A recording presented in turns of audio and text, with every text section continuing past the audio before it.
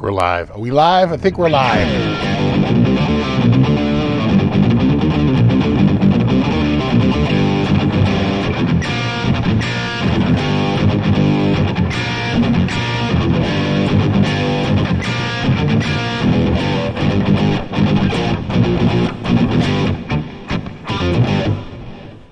All right. Ba-da-da-do.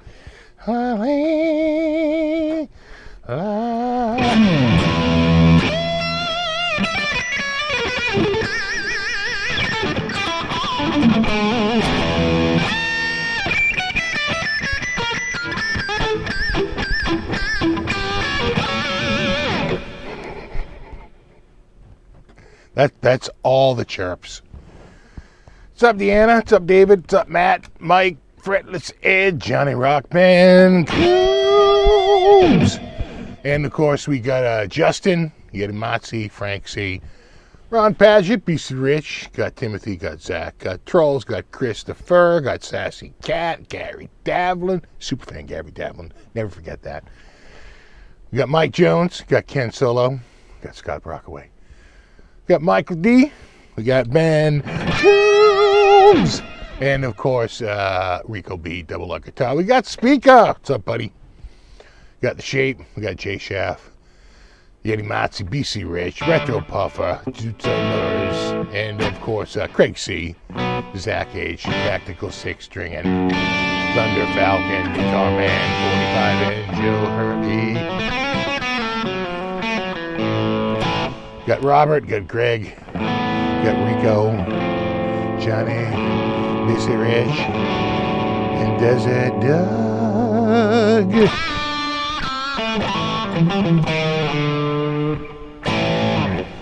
CJ, Mike, Joel, Kevin, all the dudes. And of course, Chris and Electro Omega. And JP. Don't forget JP Tab.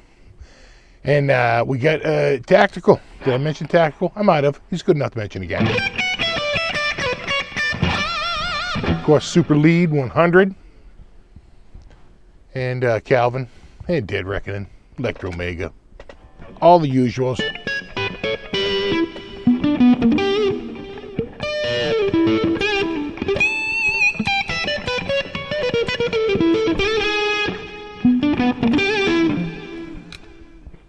Yes, we have the Halloween.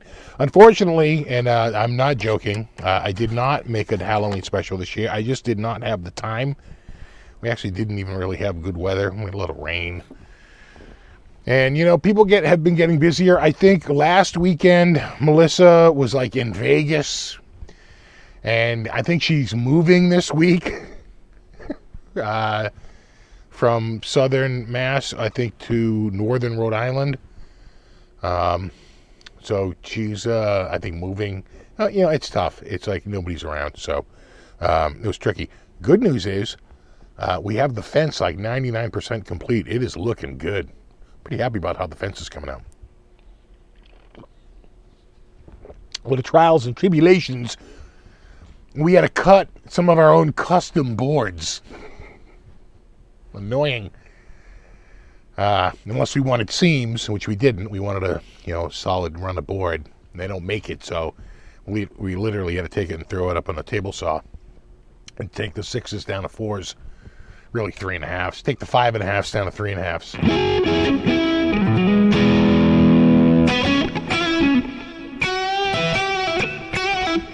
Halloween did sneak up on us this year. What's up, Blackjack?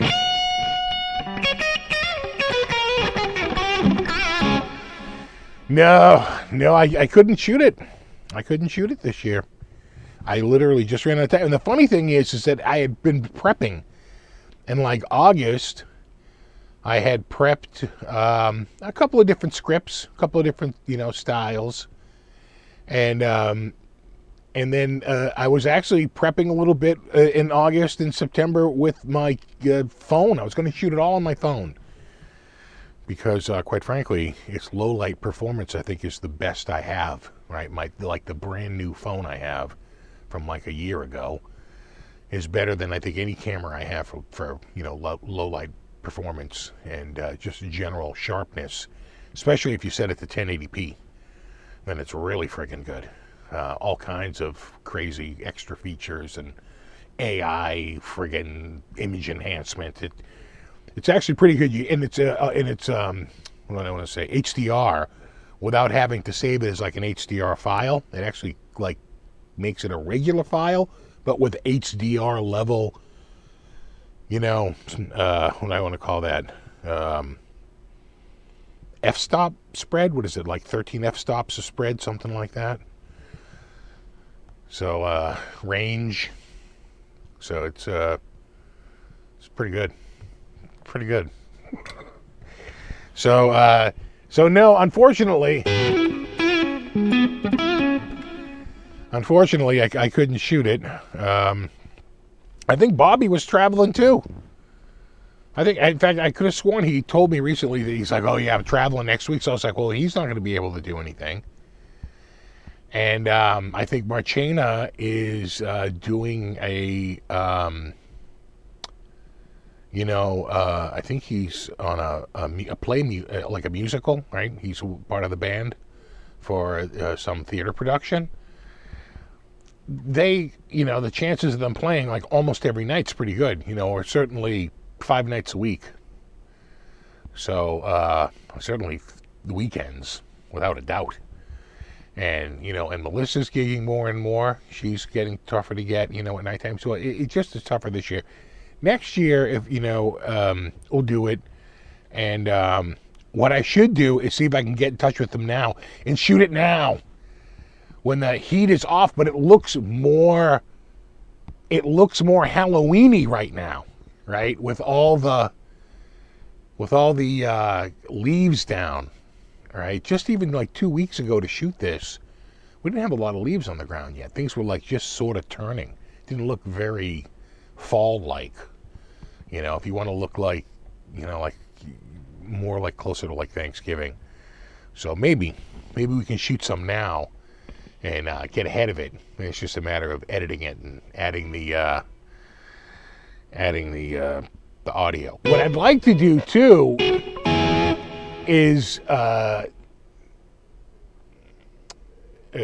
do like true, and this gets a little tricky, but do real audio.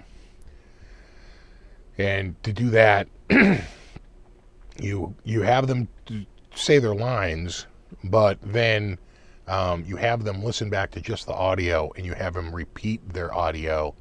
You can even do it in a couple of different styles, as long as they have the cadence down. You just like listen to what you say, and you repeat it back.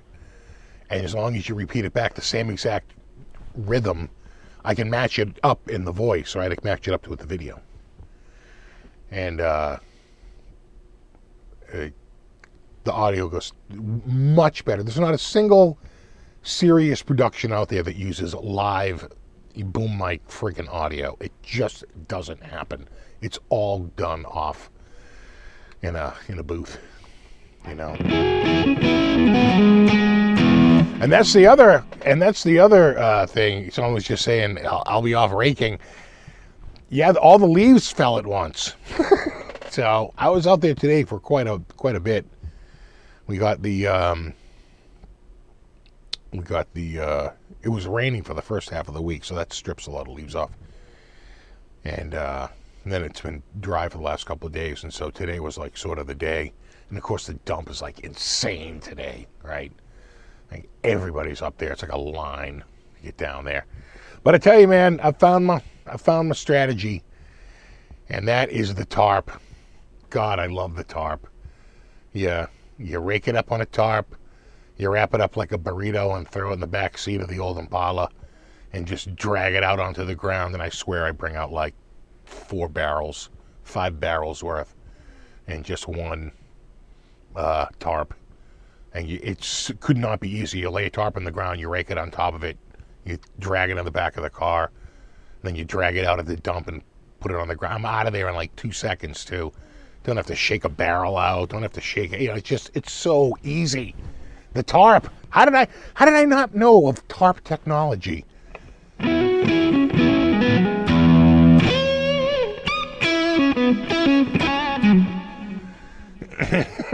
Then you jump into two shirtless. Oh, Jesus. Somebody's having visions. The foliage burrito. Yeah. It's, I tell you, the other thing I'll do is I have a yard vacuum. You know, it's basically one of those kind of Craftsman yard vac blower. And one thing that the vac does is it does sort of, when it's really crispy out and the leaves are really crispy, it does mash them down pretty good. So when you dump out the sack of Jewia onto the, onto the tarp, it's a lot of leaves compacted way down. So we did a couple of those today and threw those in the back. And I got to say, that topper's pretty damn heavy just because of the sheer density of it. Then we just did a couple of rake-ons. And we were like, what a difference, huh? That's the difference between mass and volume. What's up, Dave? We're just talking mass and volume.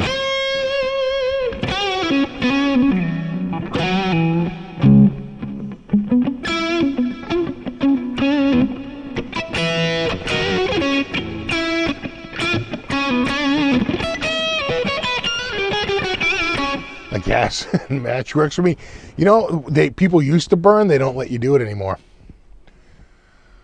Can't do it anymore. Not allowed to. Can't burn your leaves any longer. People used to, though, man.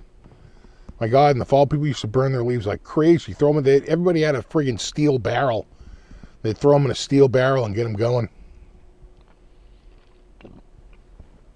Oh, God, that's good coffee.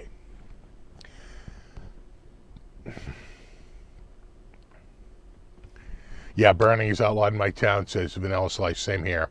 Can't do it.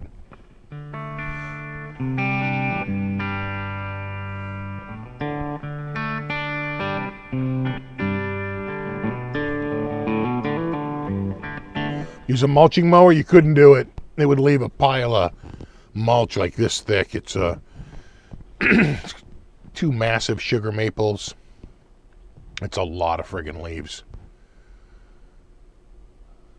It's just, it's massive. I wonder if I have my phone. I do actually have my phone. So how you guys doing? How was your week?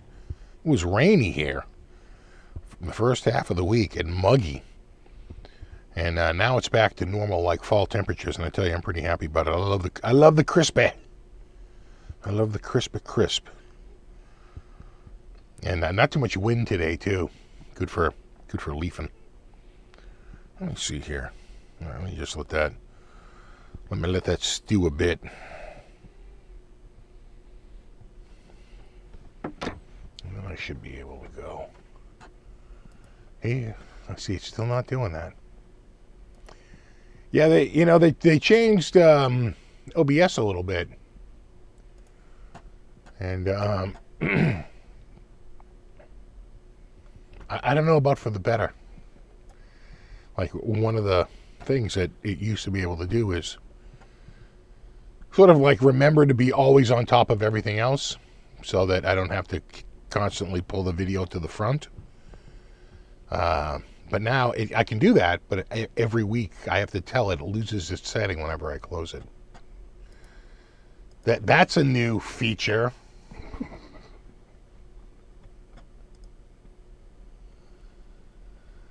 Yeah, that's the fence. Of course, there'll be a board that goes on the side here to cover this up too. But I literally ran out of boards. But there is the fence, or at least part of the fence. Let me see. Do I have a picture of more of the fence? No.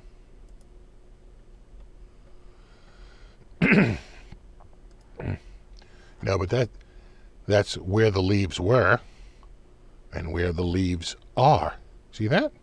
Were, are, were, ah, were. All right, here's a little another shot of it. Right there. Hello, Chico. Happy Fence Day.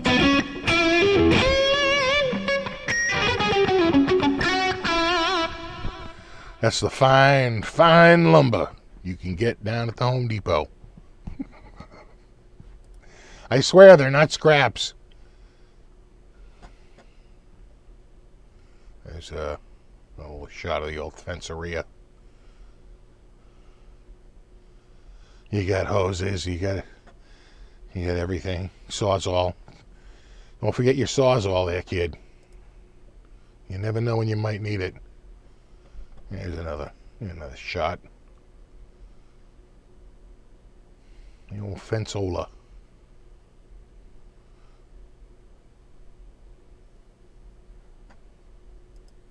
What else do I got here? That might be it. That's all your fence shots. And scene.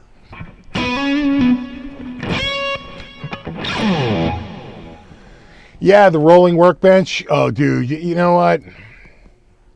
I'll bring this up here. You kind of got to do that. That's a scrap pile under there. It also makes it very heavy, right? By putting the scrap pile underneath.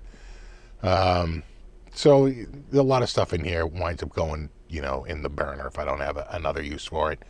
And then there's a chop saw. See it right there? That's actually tied into the bench.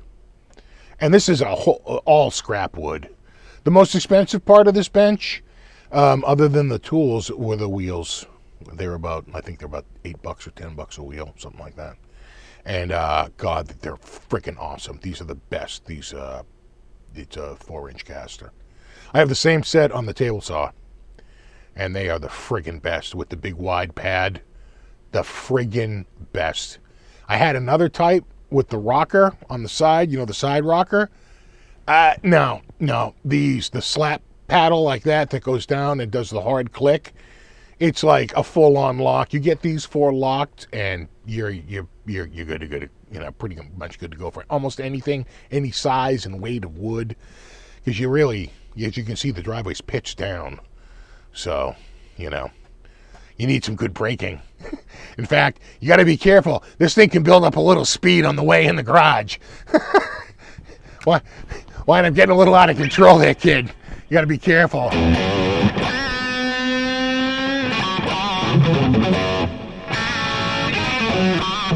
Yeah, those casters, man, they really they were worth it.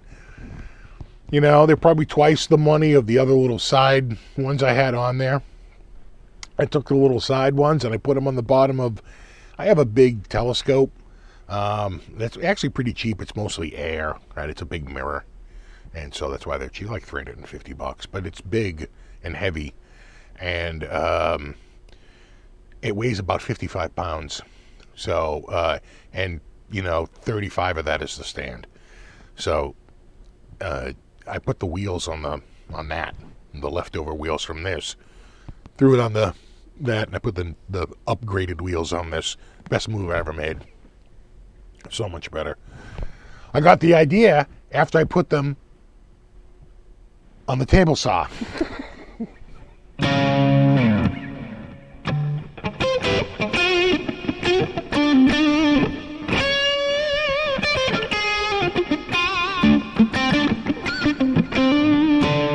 I know I need that Canadian shop teacher to tell you, oh, dude, no, you can't do that, man. Yeah, no, you can't, no, yeah, no. What kind of fence is it? It is, let me get another shot of it here. It was shotola. That's all pressure treated wood. So, you got to dig deep to get the wet stuff. You don't want it too dry. You want to actually dig it out pretty wet. And then you let it sit out. There's going to be, of course, another trim board that goes here to cover up this ugliness on the side. And another one here. And although I have the trim board and the top on this one, we literally ran out of wood. I do have the trim piece for the top, but I don't actually have the 6-inch top, which is what I need. to do the top and have a cover to the front and be the correct overhang for the front.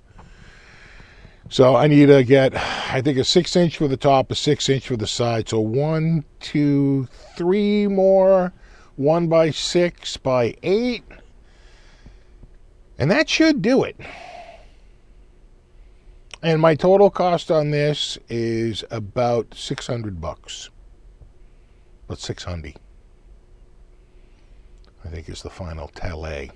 And I'm just thinking, like, I'm wondering what that would have cost me if I hired a dude to put it up, and I'm thinking more like I'm thinking more than 600. That's prove me wrong. I would pay a dude 600 to put that fence in all day long. All day.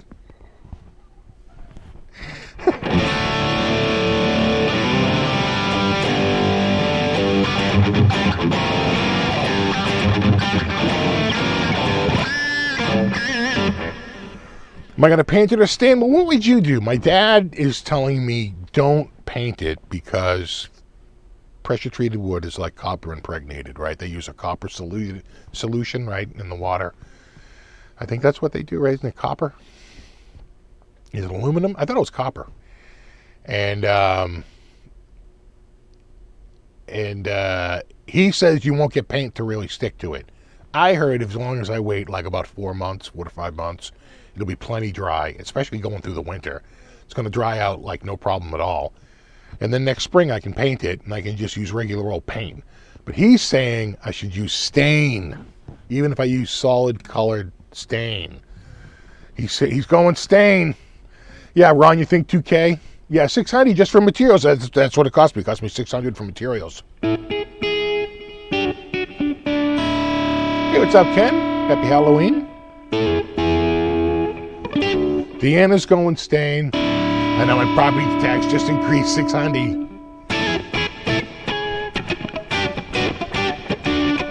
Am I going to relic it? A lot of those boards came pre-reliced, I assure you. Even my son was going, this is like really bad. I'm like, I know. Don't worry. We can fix some of these in post.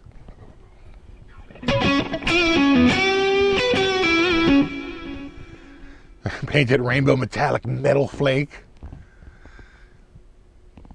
The shape says stain. Get the bug sprayer. That's what I've heard too. You don't even need to get anything. You get a bug sprayer because the stain is so thin. You can just, put a tarp down and put something to protect the house or whatever, and you can just literally just spray it with stain and let the stain sink in.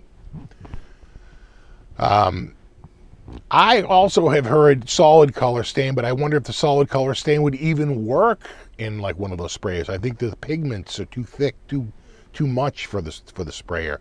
There, I think I might have to brush it.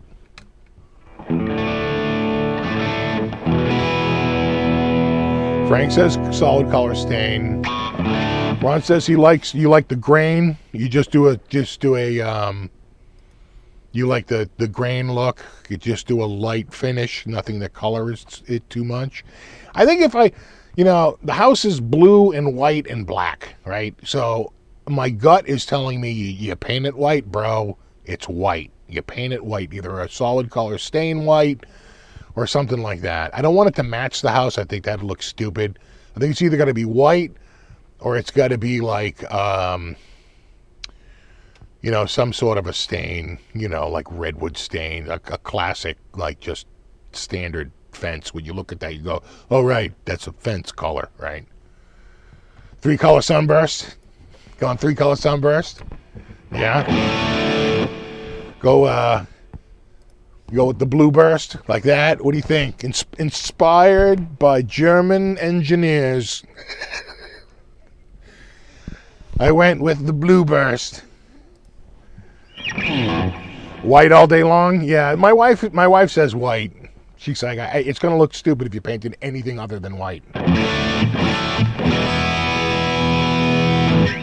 Yeah, Terry, I got the same worry about you, that white will show dirt. And because it has a lot of, like dirt will get trapped in these ledges. You know what I'm saying? Like, and it will bang off the ground when it rains hard and make the bottom look poopy. That's the official. That's the official like carpenter's word. Looks poop. So.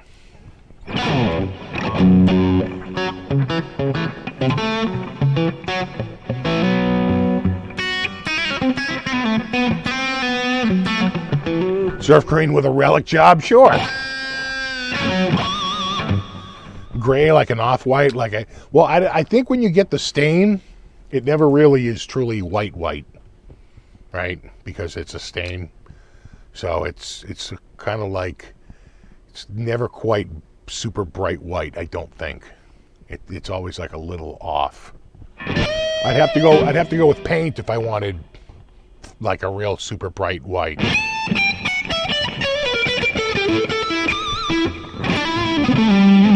King Keller's, he's going stain all the way. All right, I'm hearing and I've heard for the same reason. It lasts longer. It will fade, but it won't chip or flake.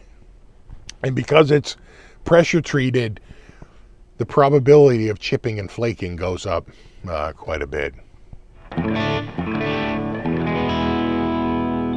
TV yellow.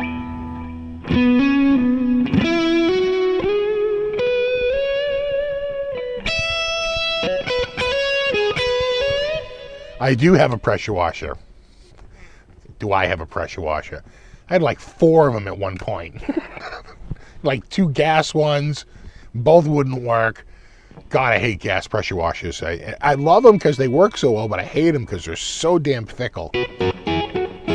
They never last. You get a few years and either they're leaking or like something won't work. They won't start anymore. God, they're terrible. I like the electrics because they work right away, but it's hard to find one that's, very powerful. Not if you really want to, make that lawn chair look like new. You probably need a gas one. Yeah, the pull start ones, they're annoying. Neon orange, like a desert sun yellow or a road flare red. And then, of course, I'd have to go with like a black trim. I mean, we're not animals.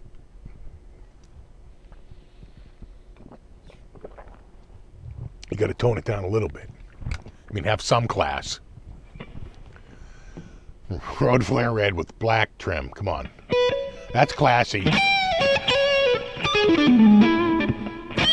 Yeah, like a custom Chevy van. Oh, God. Remember the custom vans in the late 70s? I remember like dreaming about having my own custom van with like a flying V painted on the side. I'm going to get a dude to paint like a flying V on the side of my custom van. Then I turned 15. I was like, all right, that's pretty stupid. Exactly, it's shag van.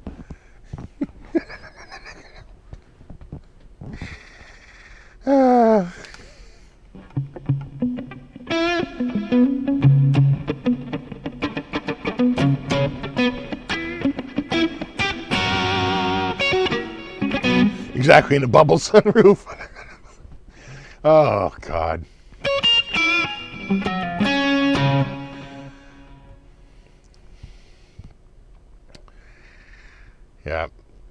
Yeah, God. I remember a dude, like the weirdest dude, and but he used to drive through our neighborhood. We used to hang down at this like little area, this bridge, and like this area. The cars, we'd get a lot of cars go through there, and you'd see people. And I remember this dude coming by. He used to come by in like custom vans, like you can't believe. And it'd have like the little wraparound glasses on, like out of like one of those Godzilla movies there, right? What was that one with from Planet 9 or whatever, right? They have the right. They have right Monster Zero. Right? Got the little wraparounds. You know, he's driving in the van. And when I tell you this van looked like it cost $30,000 in like 1981, right? This is like this thing looks pretty expensive. And he'd have different ones. I swear to God, I think he just like worked at a place that had them, and he just liked to drive by and show off in front of kids. And I remember him driving by with a couple of different ones, and I remember like a buddy of mine going like, "What is up with this guy?" And another buddy of mine's going, "He's picking which one of us he wants to kidnap." And we were like, "Oh, right, sure. Right, sure."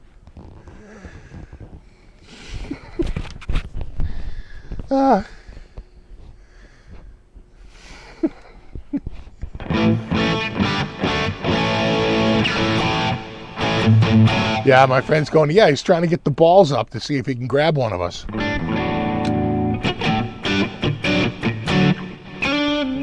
He goes, but then he's seeing some of us are looking pretty big, and he's going, it might be in a little bit of trouble.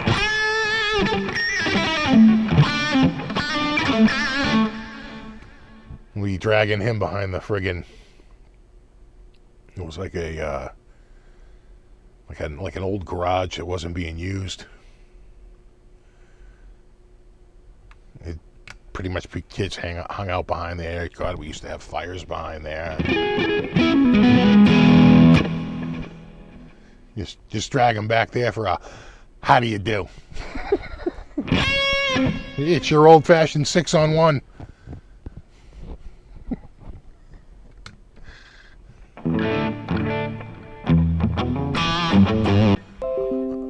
Uh-oh. Did you lose me for a second? Did you lose me for a second there? It's telling me they lose me for a split second there?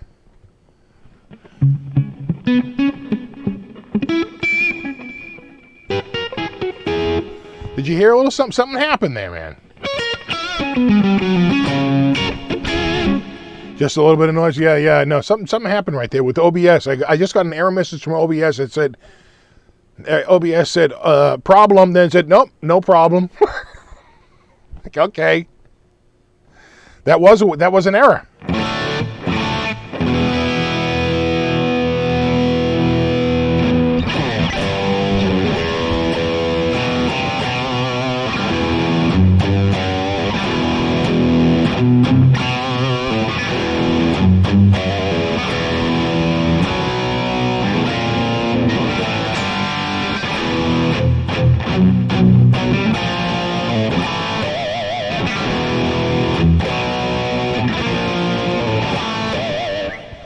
Should we see it back into school? Don't know how we ever got out live. Oh my God, yeah. God. I remember we were hanging out in Boston, and we're like down on a golf course, like away from the cops, and they're kind of up on a hill. They can't get down to us. And so I wasn't there, but apparently words were said. So now we're much farther inside, like really inside the golf course, like on a weekend. It's October, it's cold. And we might have even had a barrel fire going or something like that. And had a beer ball. I remember that. Remember the old beer balls? You pump up the ball. And all of a sudden, those cops came in, like, flanked us on both sides. They're like, "Oh, hey, remember us? I'm dumb shit, and this is my friend, dumbass motherfucker. Remember us?" And we were like, "Oh, right, hey." They took our beer ball, but other than that, they had a pretty good sense of humor.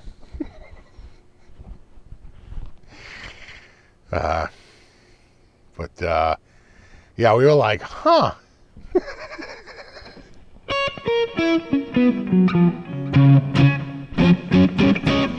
We got a QE controversy in New England. I think we might.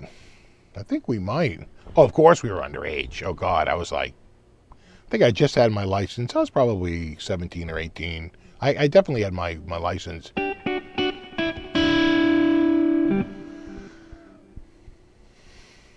Yeah, it was. Yeah, that was kind of trippy. A friend of mine had a bag of fireworks that he just got from Haymarket. Those of you from Boston, remember going down to Haymarket, scoring some fireworks? Well, he just gone out, come back from Haymarket. He had like a paper bag full of fireworks. They took his fireworks. Remember that?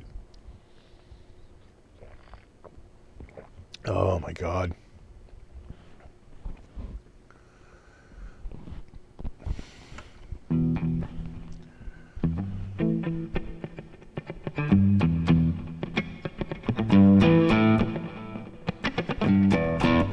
Yeah, the Pats have looked horrible this year.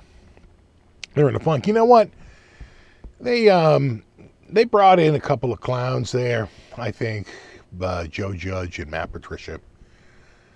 And those guys, they gave them like consulting titles because they got other clubs paying like 95% of their salary. So this is just the way of the club of the Patriots saving money and getting other people to pay their guys' salaries. But, I don't know. Why don't you just go hire a real offensive coordinator rather than those bozos? I don't think they're cut out for the job. I don't really think their background is in defense. It's like, why would you think those guys are going to become your offensive coordinator and be calling plays all of a sudden? That's why Mac Jones is like, what the hell? I had Josh McDaniels and now I got these asswipes. Thanks.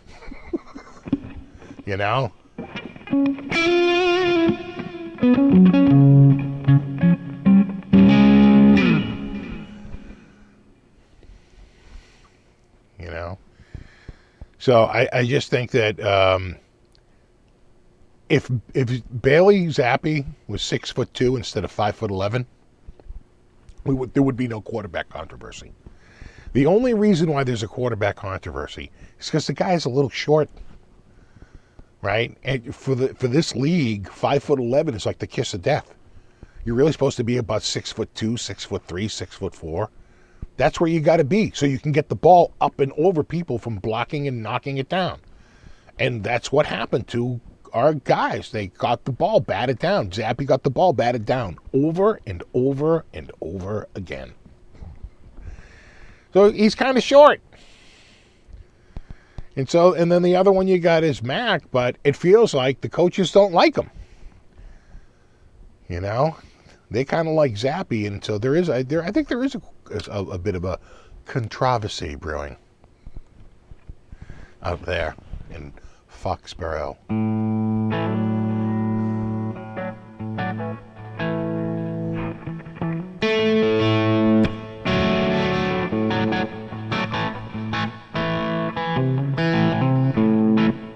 Good friend was a pyro burned his hair and eyelashes off of you, eyebrows off a little bit. It happens.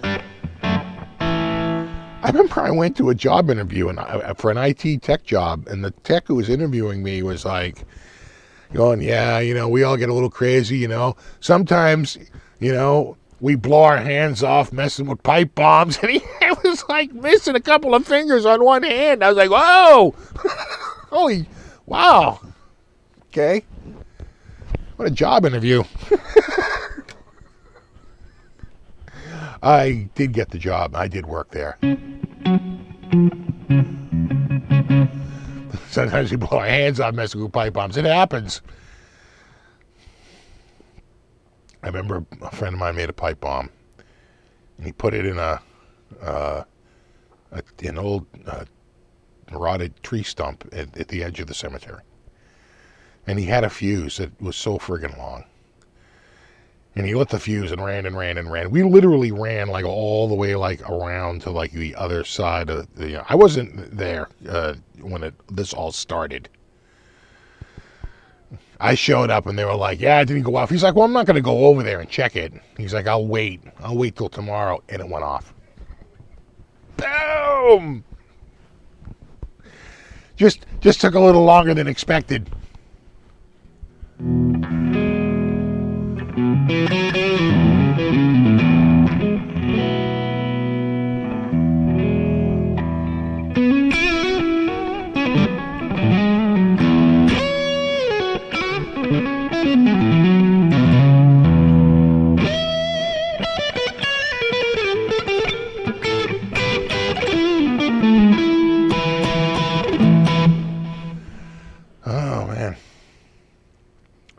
So, we were talking earlier on, I was watching RJ this morning.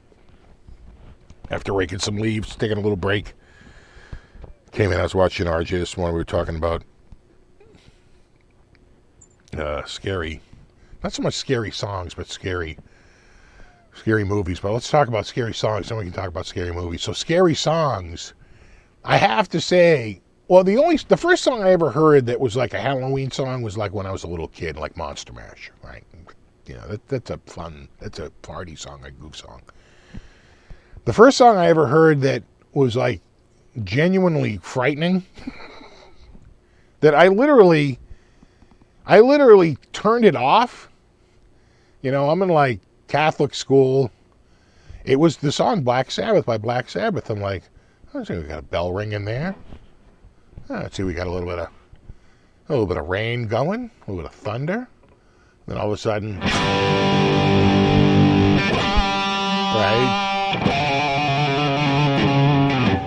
And I'm like, you know, okay, all right, well, that's pretty ominous, you know.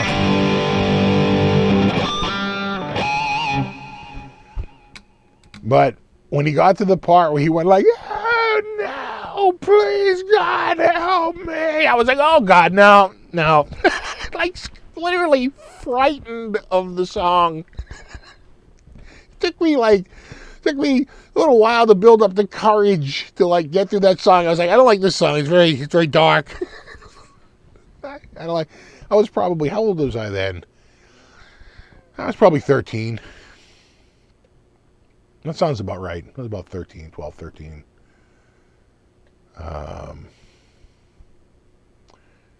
Because we had so I went to a Catholic school, and so like it still goes on today. The Catholic schools go grade 1 to 8, but the public schools go grade 1 to 6, and then middle school, and then high school. So middle school is 6, 7, and 8. But Catholic school, it's literally 1 through 8, all the same school. And so he had gone to a school where at the time they weren't doing 6, 7, and 8. They were just doing 7 and 8. That was sort of a thing. So he gets out of it. He gets out of elementary school. He's got no place to go. He winds up coming to our school for 7th and 8th grade. That was actually pretty common, right? You'd see kids just for those last 2 years. And so we had this new student. And we were talking about music, and I probably was talking about Kiss and Foreigner and, you know, Aerosmith and stuff. And he's like, you got to check out the Ramones and Black Sabbath. We sold our souls for rock and roll. He goes, just get that. It's got like all their best songs. Okay. And I went out and got it. I went out and got the album.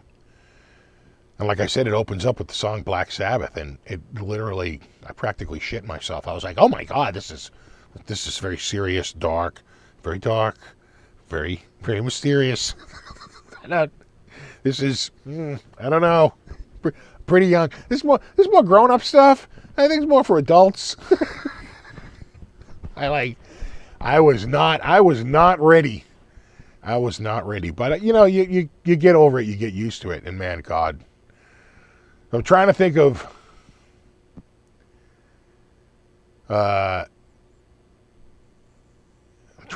like, so certainly that song. And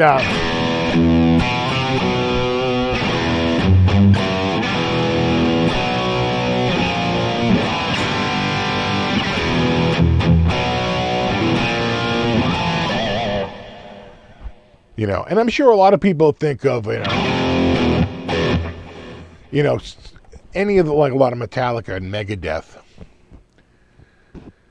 But I definitely think, the Tubular Bells were scary. That whole album, like, it was not all of it was. I think there was some that was because he's playing a Caravan on that. I don't even know if that makes it to the We Sold Ourselves to Rock and Roll.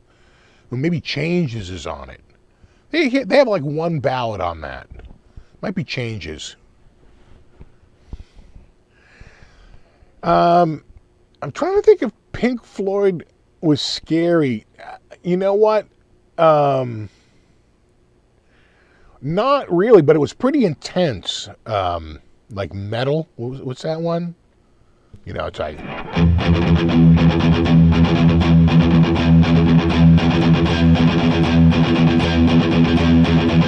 for 12 minutes.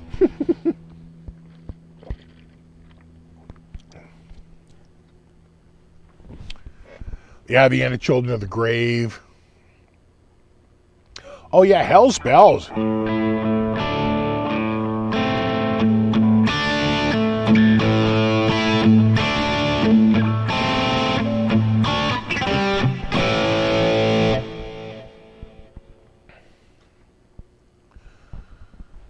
A friend of mine. Well, let me stay focused before I go off on other topics. So many lighters going off in the Sabbath concert. I know. Back then, it was all lighters. Houses of the Holy. I'm trying to think of like some of their. They've had some dark songs.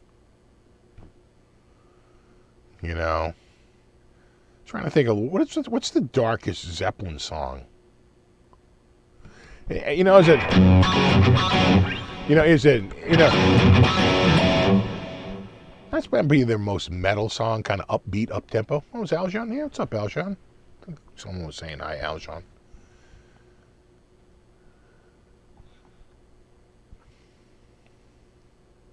Oh yeah, Dream Warriors.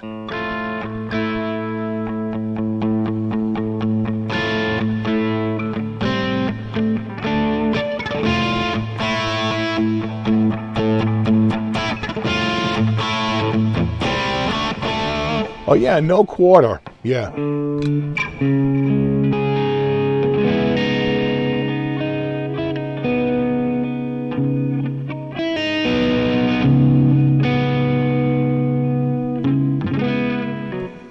Holy Diver, yeah. I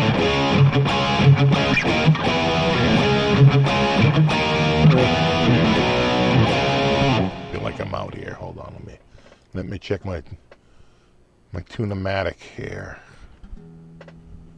How we doing? There you are. You old bitch. What did I do to deserve this flat A string?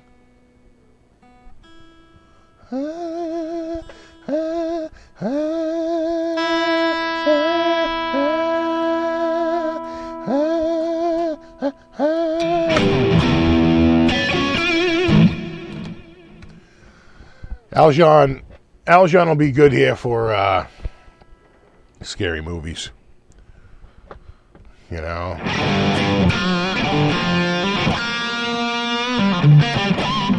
I never thought of Zeppelin really as scary. Now, really Sabbath. Who else was like a dark band back then? A buddy of mine was way into King Diamond. Oh yeah, Crew. There you go. Crew, shout out to Devil.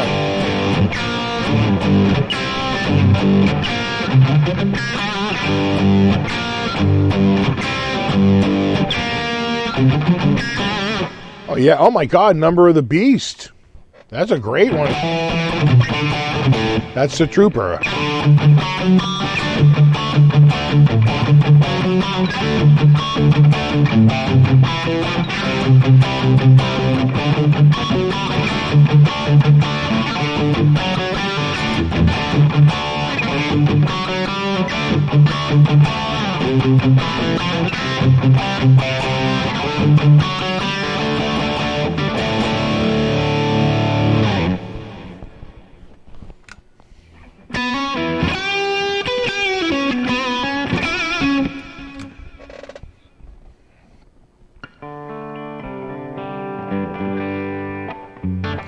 Black Chew Bear. Barry Manilow, Mandy. Oh my God, Alice Cooper. Welcome to my nightmare. Plus some of that early Sabbath. Would you like to see the Pope at the end of a rope? Do you think he's a fool? I was in Catholic school at the time. Those lyrics really spoke to me.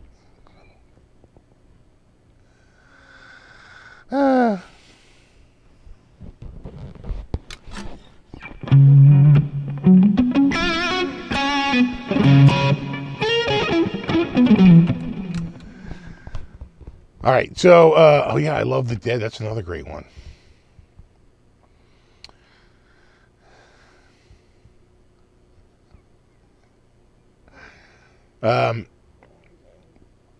So scary movie. So we were talking about that earlier a little bit with on RJ's channel. I really, to me, well, I'll just say this. To me, the all-time scariest movie, like the one that like really, really scared me, was The Exorcist. I saw that like on network TV, like the late 70s, early 80s, on like I swear to God, it was like this tiny little, like a 4-inch black and white TV. It was like this like little torpedo TV that you could literally like lay on in bed and have it on your chest. You just look at this like little screen, black and white. You know, it took forever to turn on, took forever to turn off, right? Those old phosphor, little black and white TV. And I remember seeing The Exorcist on that TV and being absolutely scared shit. I did not need high-end audio or video. In fact, maybe watching it on that little black and white TV made it even scarier. Because trust me, that was such a scary movie. And that one really got me. I did see Halloween in the theater. I think I was 12. It would have been 78, right, when that came out? October of 78. Yeah, I would have been 12. We probably just got back from the Cape. And I think I went with my sister and her friend who was way into scary movies. And she kept dragging me to scary movies. And we went and we saw that. Halloween. When did My Bloody Valentine come out? I want to say that was, is it 1980? I think I went to go see that. And then at some point we got our license and we were going down and seeing like, they had Dawn of the Dead. They had a 10 p.m. showing like every Saturday night at a theater down in Braintree.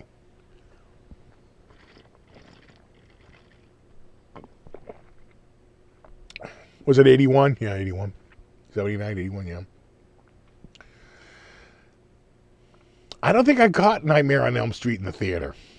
I actually didn't catch that until it came out on like, I think I saw it on cable.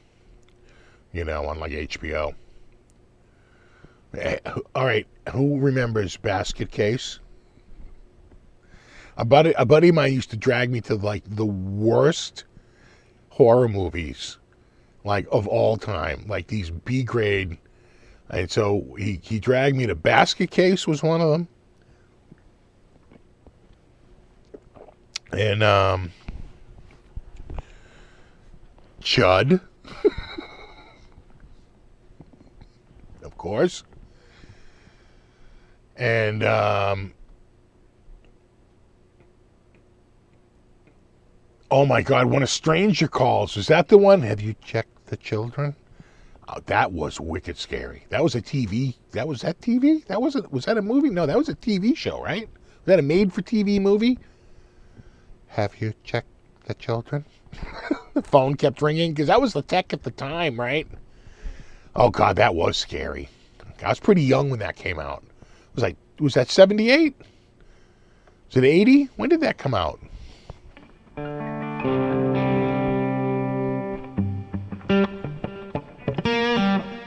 The Hand That Rocks the Cradle, yeah. The call is coming from inside the house.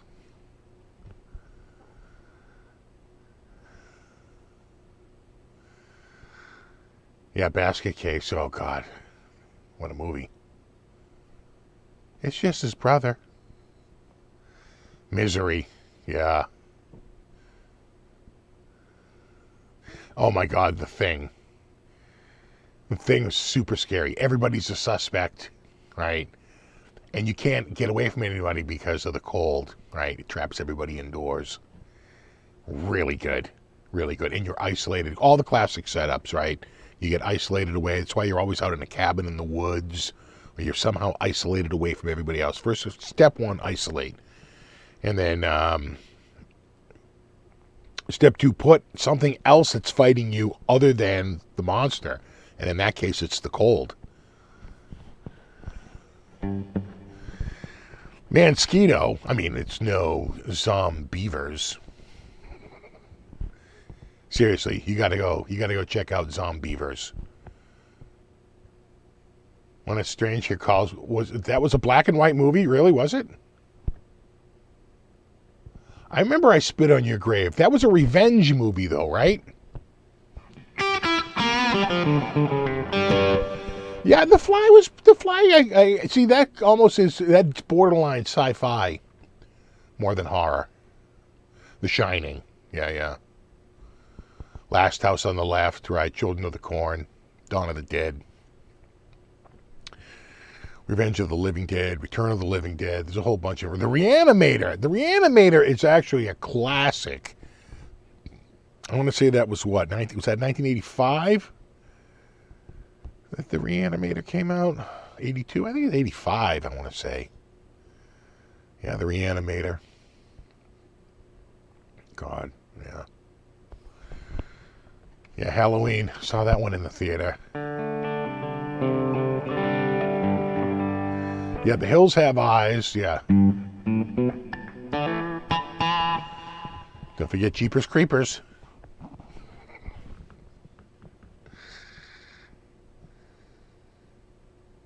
Reanimator 1 and 2, you had them on VHS. Yeah, I'm telling you, Reanimator. Yeah, check Texas Chainsaw Massacre. I mean, you know, kind of like Dawn of the Dead, really spawned an industry, you know. Evil Dead, yeah, God. Evil Dead 2. Yeah, but the Evil Dead. We're going to see Evil Dead and Evil Dead 2. Yeah.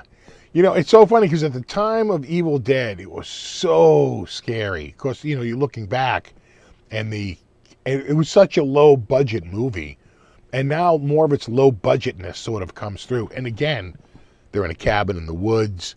It doesn't like the bridge wash out or something like that, so they get isolated. Again, it's all about isolation, right? See, Silence of the Lambs, I don't think it's more horror. I think of that as more like thriller or suspense.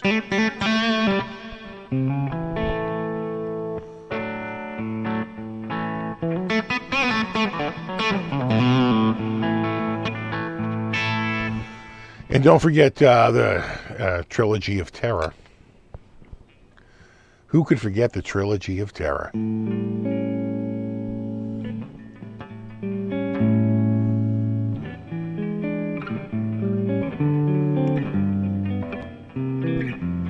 Yeah, The Shining was about isolation, exactly.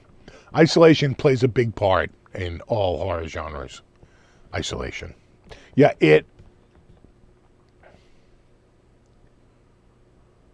Oh, really? So disappointed with the last two Halloween movies. So the latest one, and ugh, that's not a good review. It was a one-word review. Ugh.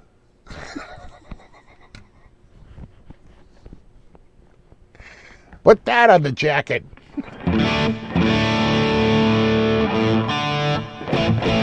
Oh, Kirk Hammett he owns the doll from the trilogy. Yeah.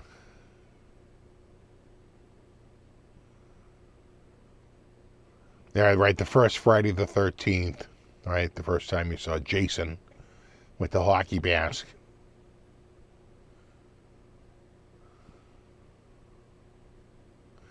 You could have got the trilogy doll at one point. There were knockoffs out there, but I don't know that you can get them anymore. And if you can find one, it's kind of a collectible, I think. Killer Clowns from Outer Space, yeah. That was more of like a kind of a weird vibe, right? It was all about the costumes like barely moved. It was really weird. Chucky. What was the original one? Child's Play. Chucky is all right, but Child's Play, the OG, that's the one. When you pull the back off the doll and right, there's no batteries in it. Yeah, Annabelle. People like Annabelle. I don't think I'm trying to remember if I might have seen the first Annabelle. I forget now, but that came across pretty scary. Some really good directing there. Yeah, Hostel. Who's that? That's is that the guy who used to work for Stern there?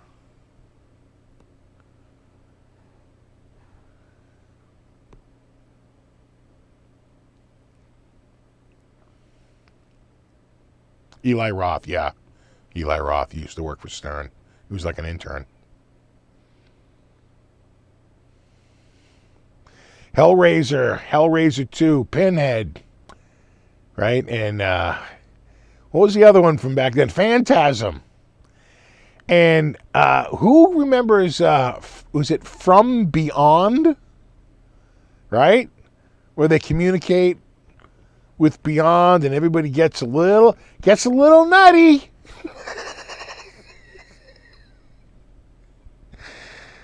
The Saw trilogy, I think I only saw the first one.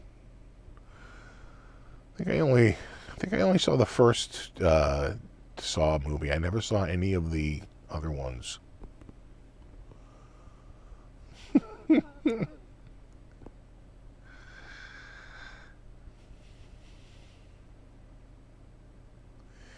Yeah, right. The interdimensional ones, the story gets a little too... Can't be too far away. I think I do remember 13 Ghosts. The Car, Cujo, Christine. Saw I had 8 films. Wow, talk about a franchise. Somebody of mine, I remember like 10 years ago when our kids were, kind of little. I think it was in the fall. Event Horizon's a horror film. That's a horror film. All day, a horror film. But he's like, yeah, he goes, I played Poltergeist for my kids, and bad idea. Terrible parenting choice. He's like, they really got nightmares, and really, I'm like, yeah. I didn't like even my kid watching, quite frankly, Raiders of the Lost Ark. I thought it had some really scary scenes in it, but he seemed to get on with it. He says he looks at it now and it's like, wow, it was pretty violent. I go, yeah, he was like 4 or 5 years old. He couldn't get enough of Indiana Jones. Thought it was fairly, pretty scary stuff at the end there for so long. I love Coraline. You ever see that one? That's a great... That has such a one... I think I saw that movie in the summer. And there's such that overcast gray feeling outside.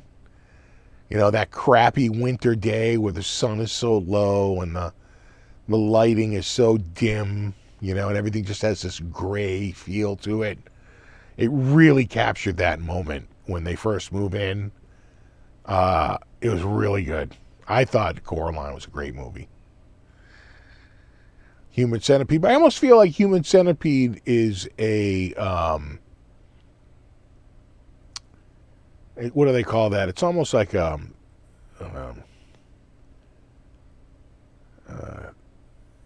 almost like a parody of itself it starts to get into. Right. It almost gets so extreme that it actually kind of becomes a spoof. Yeah, Coraline was surprisingly good.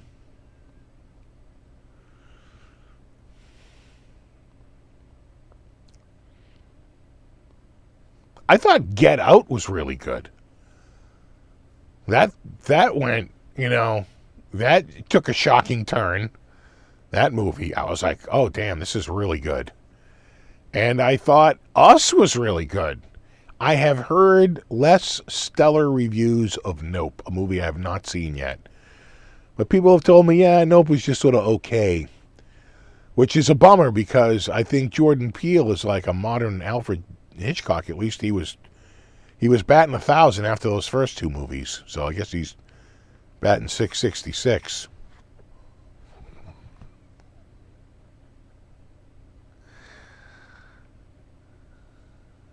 Teeth, Chud. Oh yeah, Mamma Mia. Or just that one, is it Mama? Get Out was good. I thought it was real good. Nope was meh. I've heard the same. He won the Oscar for Get Out. I thought he should have.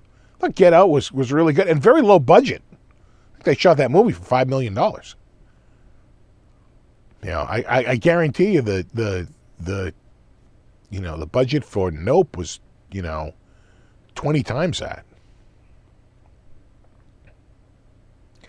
Yeah, The Descent. Yeah, right. Yeah, right. They go down in the caves and they find chuds.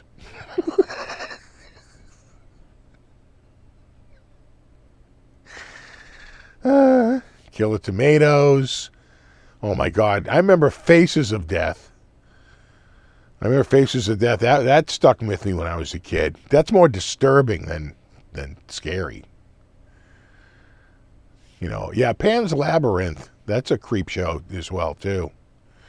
And what's the crazy one where they spend the crazy night? What's that one? Where it's like it's got everybody in are they all ghosts there or something? What was that crazy one? Where they have to spend the night in the hotel. Is it Clooney and somebody have to spend it? I forget now. Is it 13 Ghosts? Is that the one? No, it's like there was one that was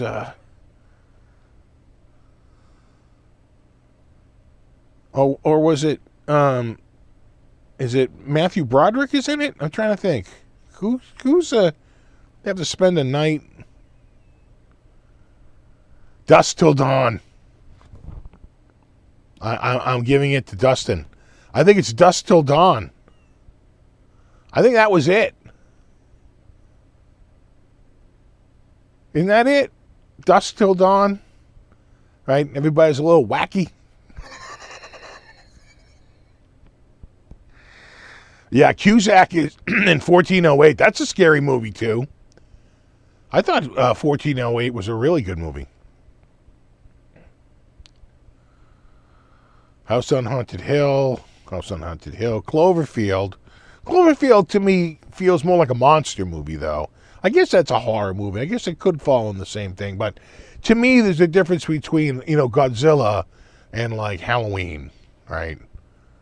Even though they're both monsters, it's like one seems more ghoulish, right?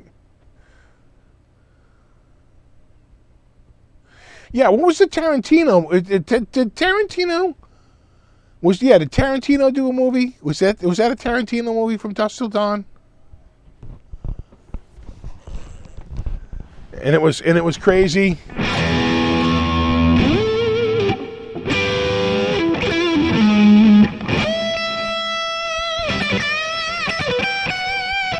The Candyman.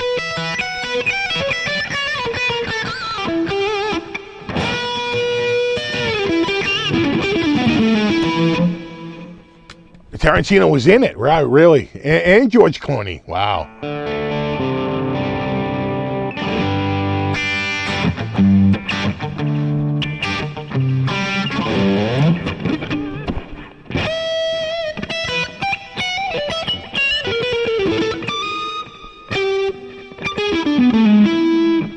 Yeah, Candyman. I forgot about that one. That's a good one.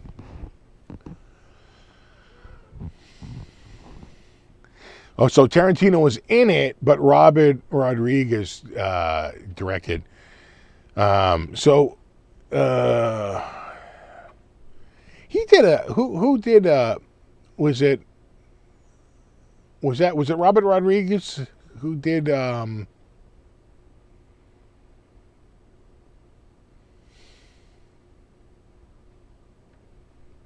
it's the same guy who does Machete,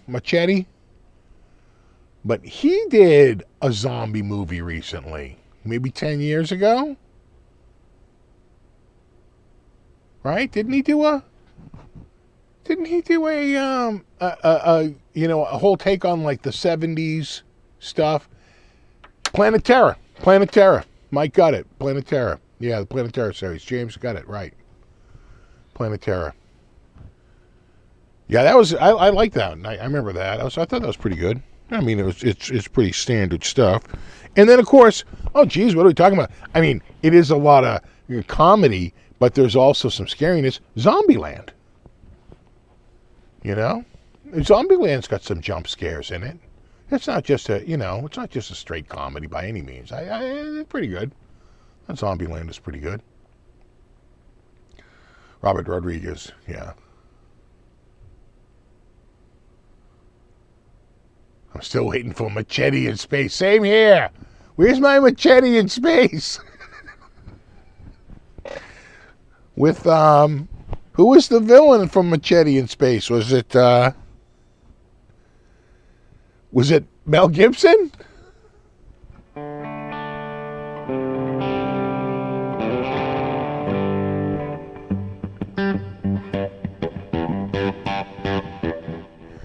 Oh, is Selma Hayek in? Oh, was she in that too? From Dusk Till Dawn? I'll tell you, man, that had some people in it, man.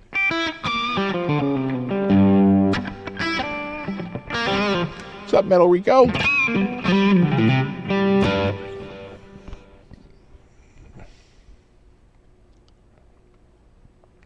See, Seven doesn't strike me. That strikes me as more of a thriller and a suspense movie.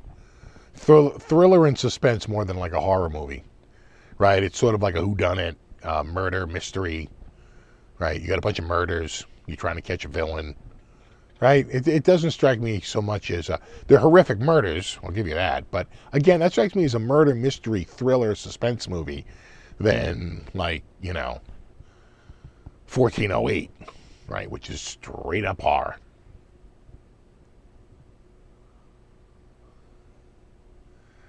Yeah, Phantasm. God, Danny Trejo. Machete. So good.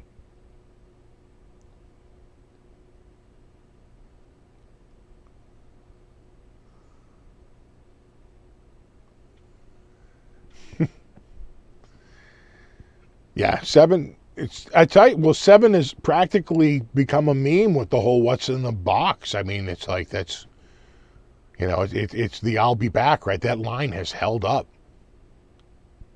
Keeps it in people's minds.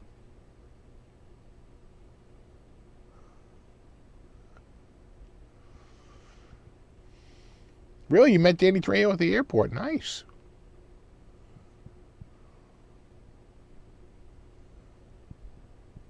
Scanners. Yeah, Scanners was a little weird. I remember that.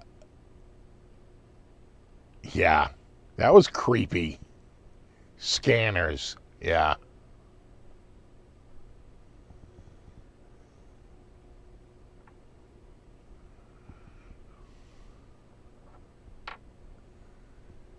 So a friend of mine was at the.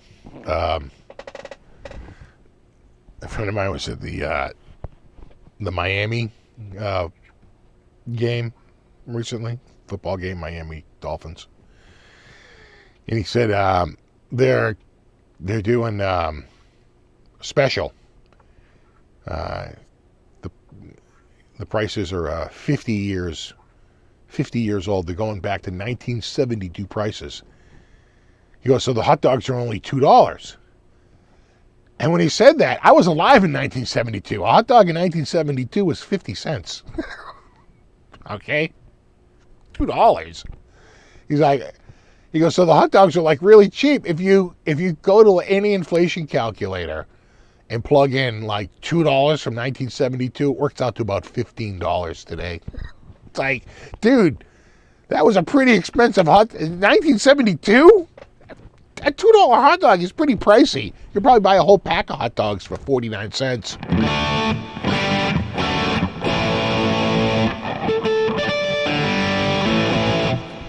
We gonna switch? What are we switching to? I think we need I'm gonna switch it up. You'll switch your route. We need a very Halloween guitar. I think I know just the one. Oh, yeah. Something with a satanic look and feel.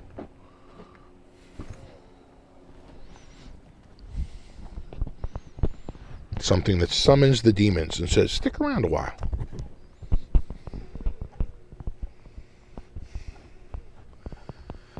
Oh, I still have the skull guitar, but unfortunately that's way in the back. Again, pro tip, for the best audio, plug your guitar in.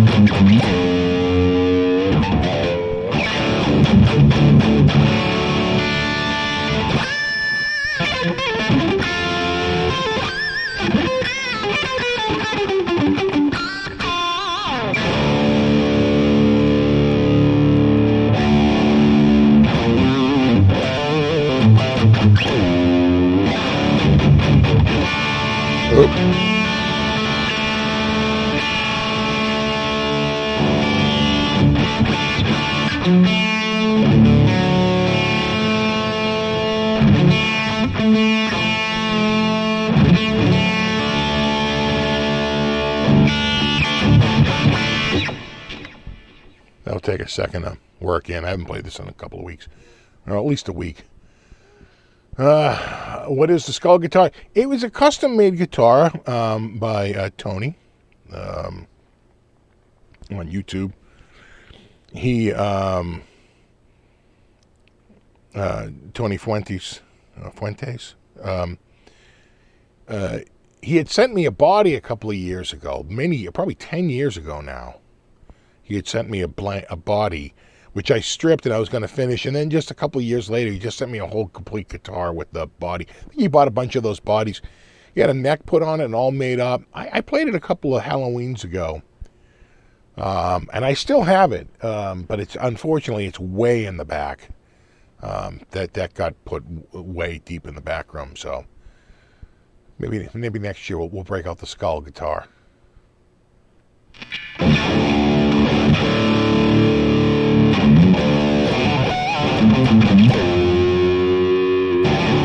It's actually tuned to D. There it is. Ends on that G.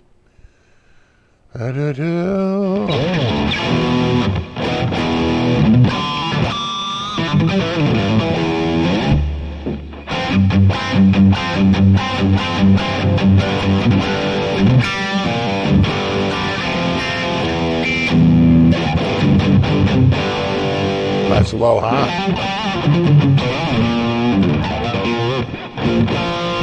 I still have the Black Les Paul, of course. I feel like that's... Remember, I'm tuned down.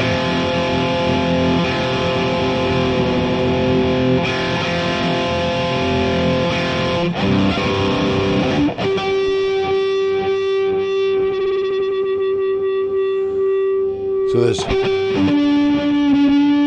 a lot of extra slack in the strings.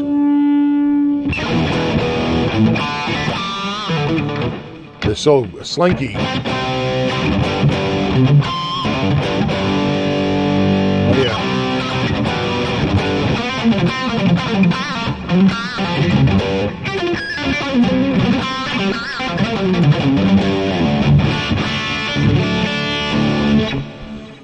Not horror, but Chronicles of Riddick is one of my faves. The only one I like on the Riddick series is the one just called Riddick.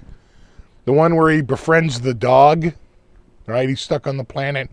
And all the mercenaries show up to get him. And, he predicts, he's like, well, at the end of the day, I'm going to put your head in that box. Because they're there to put his head in the box. He goes, I'm going to put your head in the box. Which, of course, at some point in the movie, he does.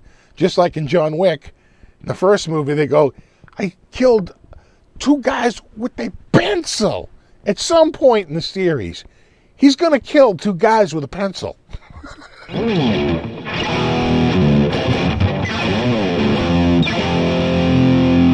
Alien was scary. Alien was a scary movie.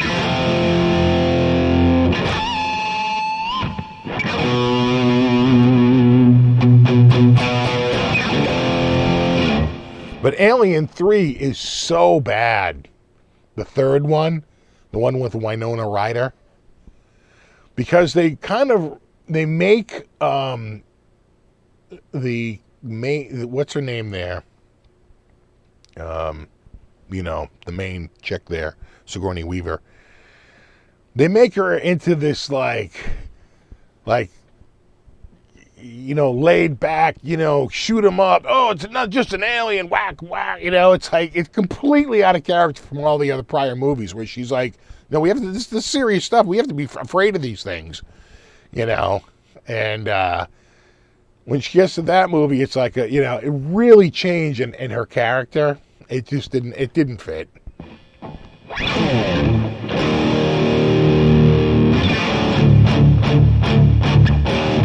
Thanks. I did get not just a haircut. I got all of them cut.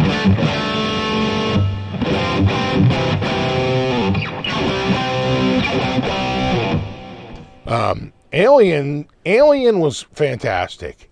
Aliens is one of those rare follow-ups that's also amazing, really. James Cameron, man. Game over, man. James Cameron, man. James Cameron. I mean, so many great lines. They mostly come out at night. Mostly. So, again, a classic. You get to 3, 3 is to 2 as Predator 2 is to Predator. A little SAT quiz for you.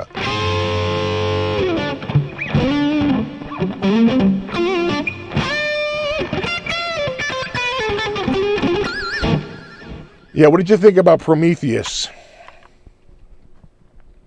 I don't know. I wanted that chick to die in one of them. God, she was such a whiny bitch.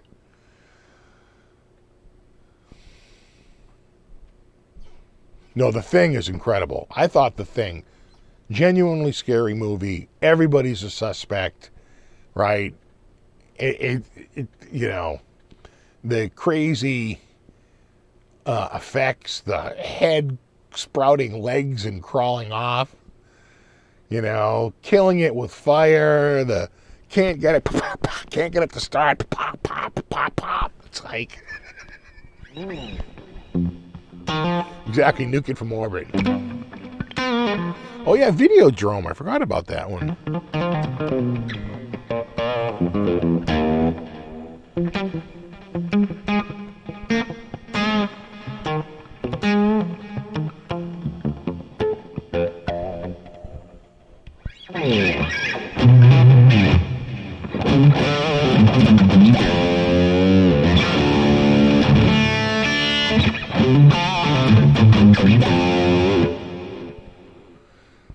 So, yeah, those, how many things are there? There's 3, right? There's the original Thing from, I don't know when.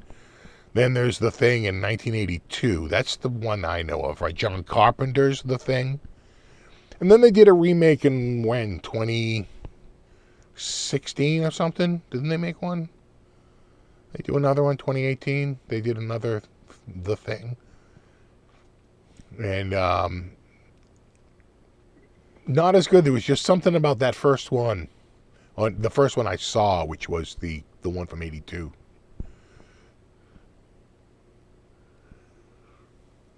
Was it 2011 was the remake?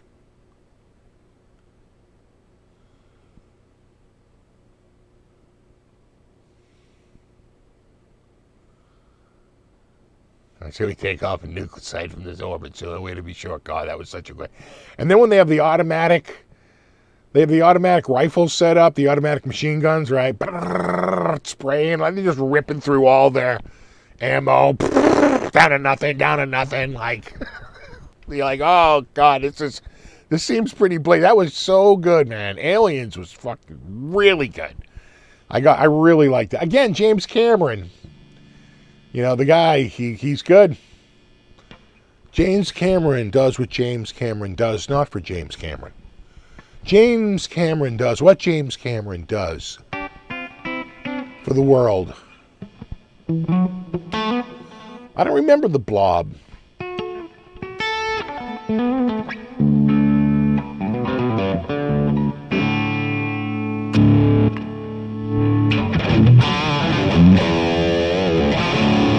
I love Sharknado.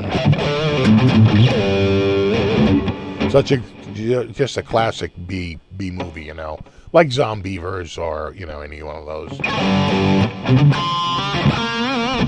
Jaws was really good too, and you know what? I guess is it a horror movie though, or is it more of like a monster thriller? You know, I don't know. I think you could be right, Jaws. You might be right on that, you know, or is Jaws more like Jurassic Park, you know?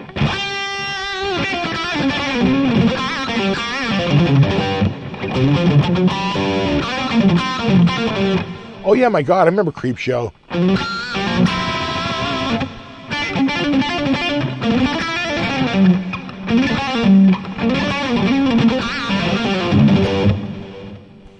Yeah, I agree. I agree. I don't think Jaws was horror. I have a. You're right. It's a action movie, right? Thriller.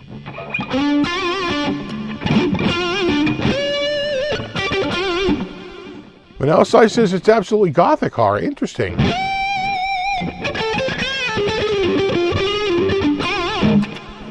Was it?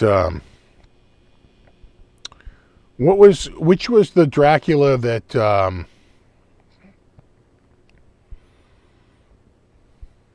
Where it was, what's his name there?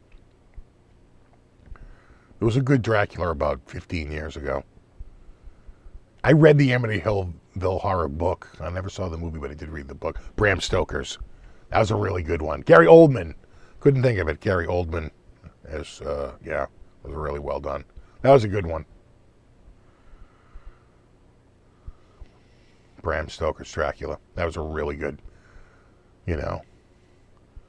Was it as good as Abraham Lincoln Zombie Killer?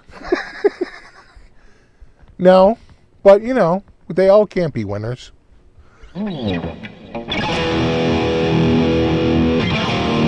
Oh my God. Forget about the remake of Invasion of the Body Snatchers. Was that a remake of the original Invasion of the Body Snatchers? Because I think they've done that movie like 3 or 4 times. I don't know which one it was, but the one with Donald Sutherland at the end of the movie, it was like, oh my God, that movie. That one gave me nightmares, man. And people wake up and there'd be a pod next to them. Oh man, that was a good one. Yeah, 28 Days Later was a great one. Actually, 28 Days Later was a really good.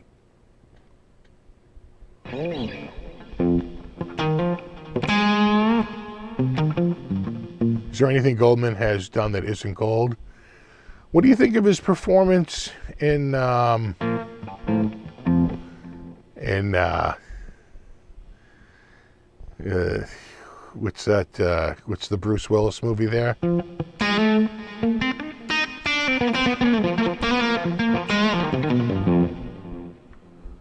The Fifth Element. What do you think about Gary Oldman in The Fifth Element? How you liking his southern drawl?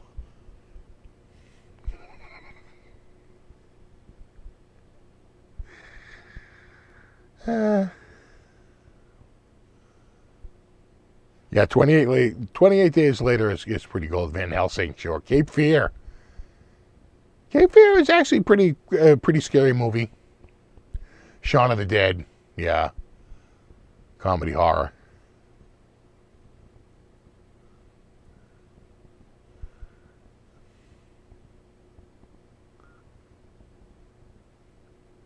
Are they going to do it 28 months?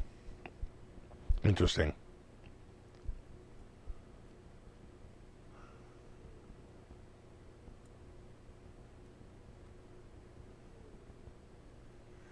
Yeah, so when Jaws came out, I was 9.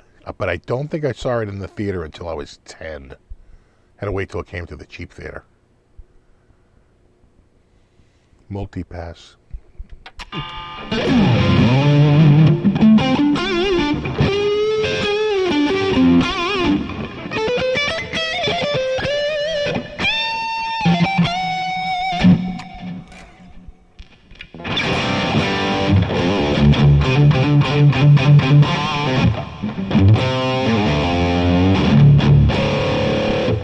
Yeah, The Sixth Sense, I think that qualifies as a horror movie.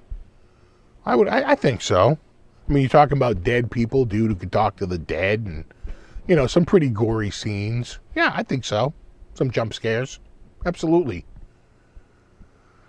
Oh yeah, The Ring. I never got into that series, but the Ring has got that had quite a following, man. The most I'd say the most divisive horror movie by far was Blair Witch Project. All right, the guy made the movie for like 50 grand and raked in like $100 million. Some people thought it was a masterpiece. Other people thought it was like the worst movie they'd ever seen in their life because it was shot on such a low budget. Shot all in like video cam, like, you know, or some of the oldest, like, you know, video cam technology that had just come out. This new digital video stuff, and so, you know, for a lot of people, they just felt like it was. But other people were like, no, he did quite a bit with such a low budget. If anything, he should get more money. It's kind of weird. It was very divisive at the time.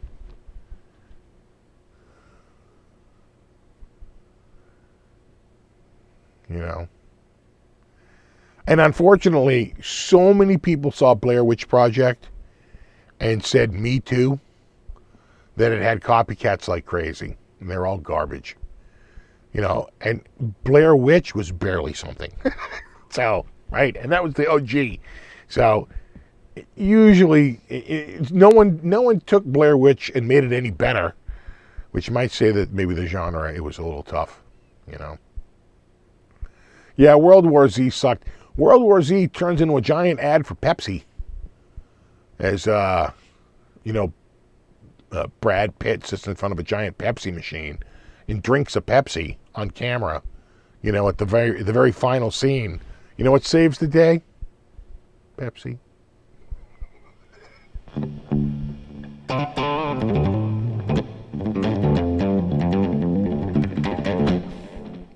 want to see a horror story? Let me see if this is still up here.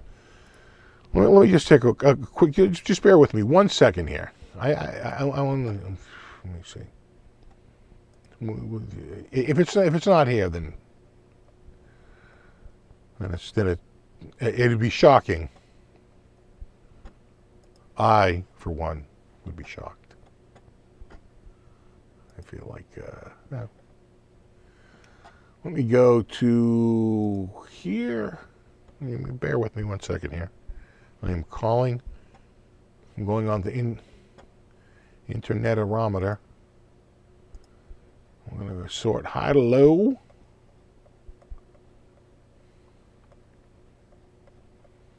Did it sell or did they pull it? Let me see. Is it still here? It's your own horror story. Oh my God, it might be gone. Did they actually sell it? Or did they just pull it? Well, I don't see it.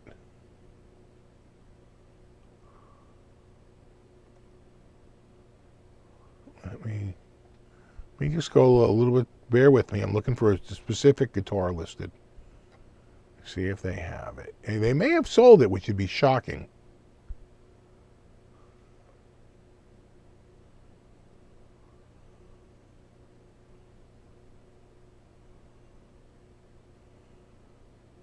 It would have been in New Jersey. Oh, I think they did sell it. Wow. Wow.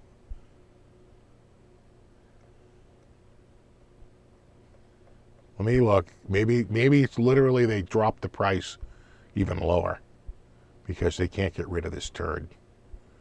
Hold on. All right, we're down to 1,900 and I still don't see it. Last time I saw it, they were trying to get 2,500. Then it was down to 2,200. Let's see if it's down here. I'm down into the 1,700 range. Oh, I don't see it. They must have. Oh, I wonder if it's sold. That is shocking. So what I'm talking about is a McCarthy. Yeah. No, I don't. I don't see it. I don't see it. They must have sold it. Wow. All right.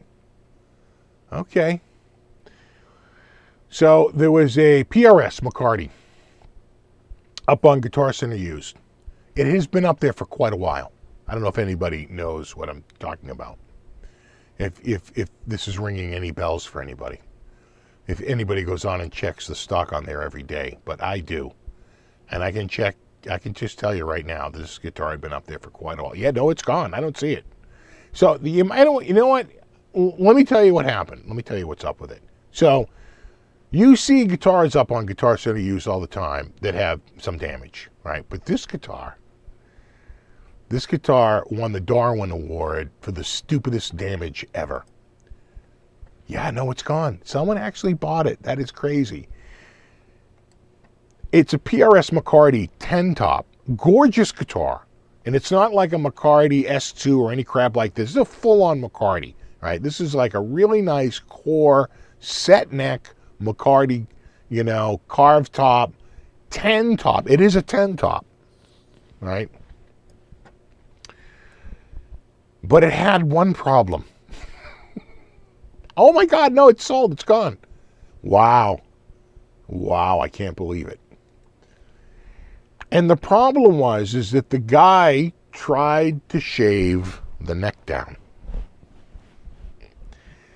And shaved it so far that you could see the truss rod on the back of the neck in a spot.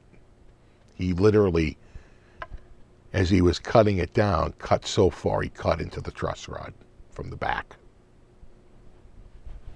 All right. So they're like, McCarty 10 times. Again, this is up for $2,500. Okay. And then it was up for $2,299. They dropped it by $300. And I don't know what they dropped. It's gone. It's not up there anymore. It was a gray top. It was like a charcoal gray top. Beautiful guitar, 10 top, beautiful McCarty. It might have even had the binding. You know what I'm saying? It's like really, really nice guitar. The bird inlays with everything. It was gorgeous. But they're like poor condition. And then you read down, they're like neck shaved down so far in the back, part of truss rod showing through. And I'm like, who is buying this guitar? Who would, just show of hands, at any price. I mean, I suppose if it got down to like $100, you'd be like, well, I can take the pickups out and make money. I can do something with it. But let's assume that guitar went for $2,000, because the last time I saw it was up for $22.99. It was $24.99, then it was $22.99. And I was like, who's buying this guitar with the truss rod poking through on the ass end of the goddamn neck? Who was buying that? But somebody did. Yeah, that was going to be my horror show of the week. It had a 10 top, but it had a 1 back. Like, oh my God. So the thing is I don't even know what it went for, because the listing is gone and they don't keep their sold listings. When you go there, like, that page isn't found. They take that listing. It's no longer, you can't just, like on Reverb, you can go and they'll say, sorry, that gear is sold, but the listing is still there. They don't do that on Guitar Center. The listing evaporates. So I'm looking, and no, it's gone. Which means it either sold or they just said, you know what? Let's just call it a day.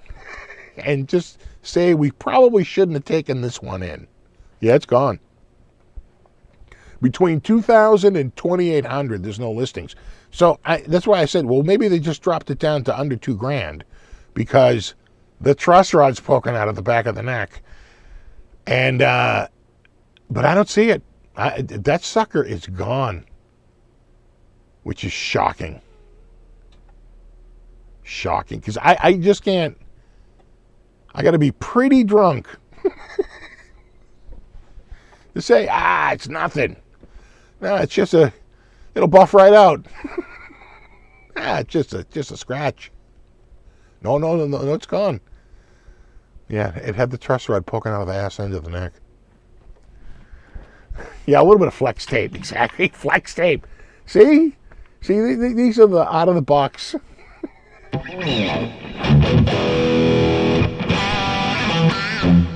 Yeah, a little baking soda, a little super glue. I mean, dude, why not just go for the Bondo? You know? It's a set neck. It's not a bolt-on. There's no replacing that neck, right? So I would just throw a little bit of wood putty on the back, reshape yourself a nice V-neck. You'll be adjusting the truss rod, your Bondo will pop off the back.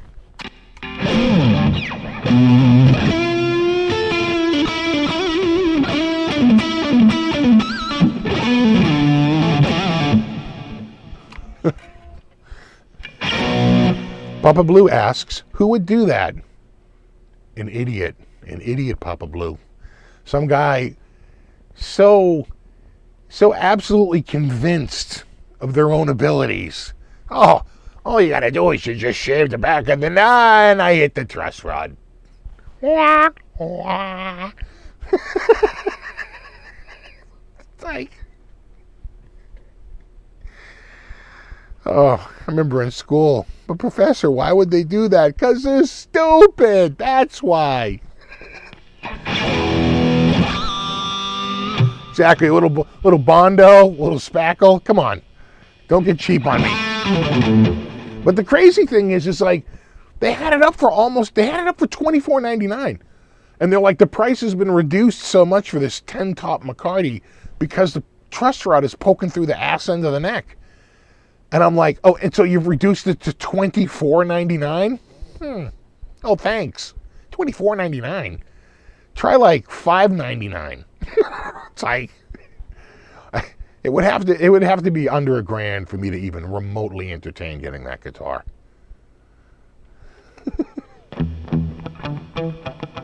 Exactly at Axeman. A little flex tape, a couple of hose clamps. Come on. 120 grit, a little belt sander. Exactly. You know, it didn't come with a skunk stripe, but today we're adding one. Now you wonder if they could send it to someone like, Tuford up in Canada there. He'll just put a router on it, route out a strip, throw in a hunk of walnut and call it a day. He probably would. He probably would just, I don't know what he could do. Put a laminate on it, right? You almost have to laminate another piece of wood on the back of it and then carve it out again.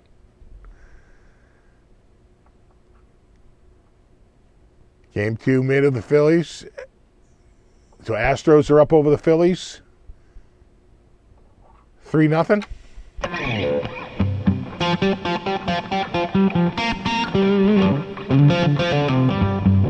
Exactly. Get a little more quiet. It'll buff right out. You're fine.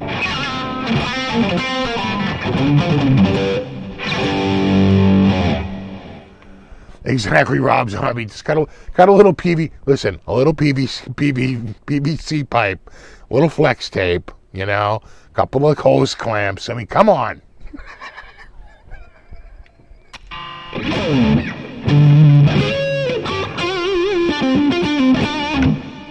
Right, Jazz Flounder? If anyone could do it, it'd be Twofer. Twofer would be like, yeah, sure. I just put a router on the back and route it out down to the remaining truss rod and stick in a piece of walnut. Or cherry can be good. You can hear them right now.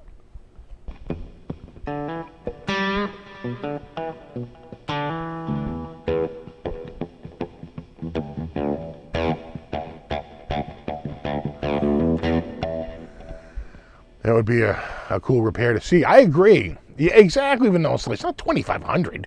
Not even $2,000. I'm thinking like under $1,500.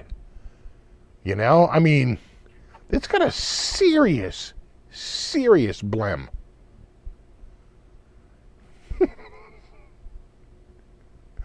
Yeah, you don't even need a neck. Tones in the fingers anyway. Just hold those strings tight. Come on, damn it. Are you a man or what? Exactly. Well, you would. Well, of course, Vanilla Slice, you're going to get toned PVC. I mean, come on. We're artists. This can't be using anything. You'd be going from Lowe's to Home Depot. Be like tapping PVCs, going, I like the weight of this one, but I think I like the tone.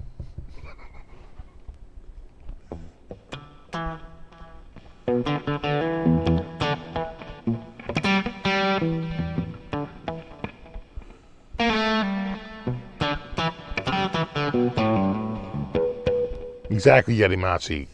Little hammer, little nails, just tack on a little support beam on the back. All you got to do is just add some buttresses. Just buttress that neck and you'll be fine.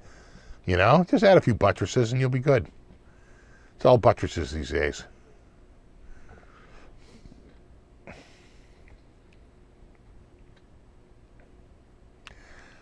I've never owned a hammer.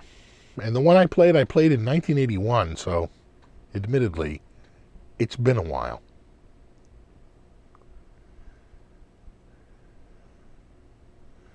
There you go, a nice Torlon spline. We got this.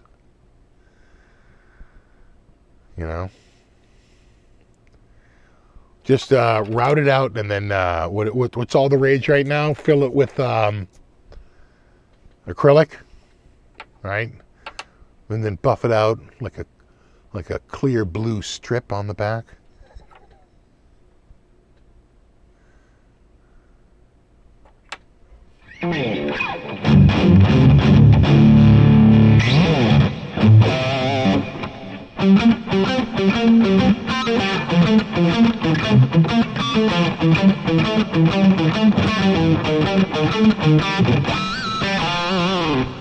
Have a good one, Robert. Have a good one, Scott.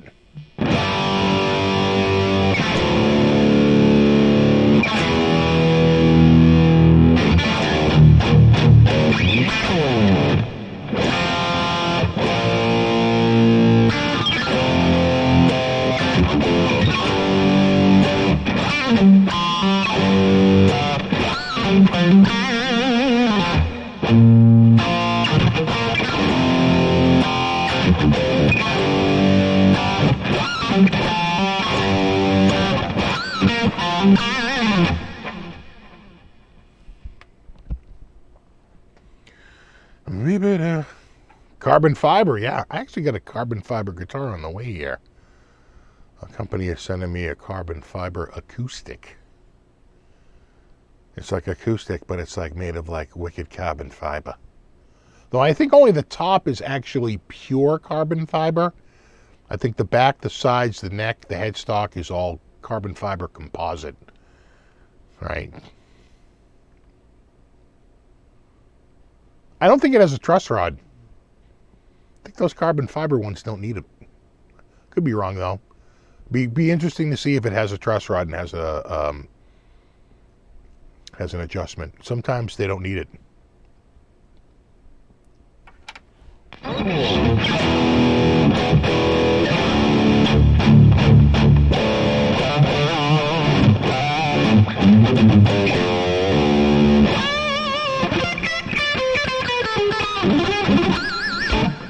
200 years from now, it'll warp. So you're saying I got some time?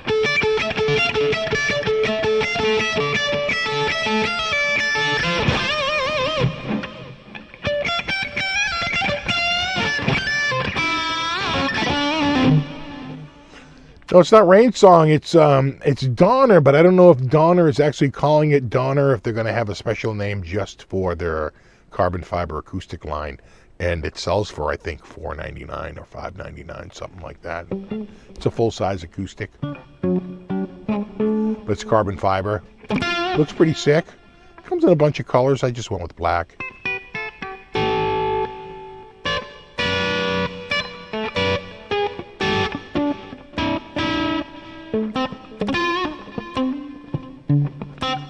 Cut the neck off, right out of the neck pocket, throw a Wizard 3 neck.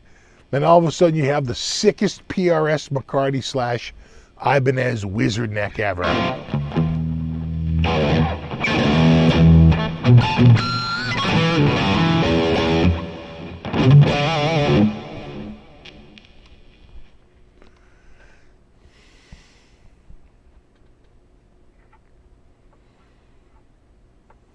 Truss rod, maybe they shaved out. I don't know. It might have a truss rod, but I remember. I think I got a couple of carbon fiber guitars here to test out, or a carbon fiber uke or whatever. And of course, a uke has a lot less pull, but I don't think they had truss rods.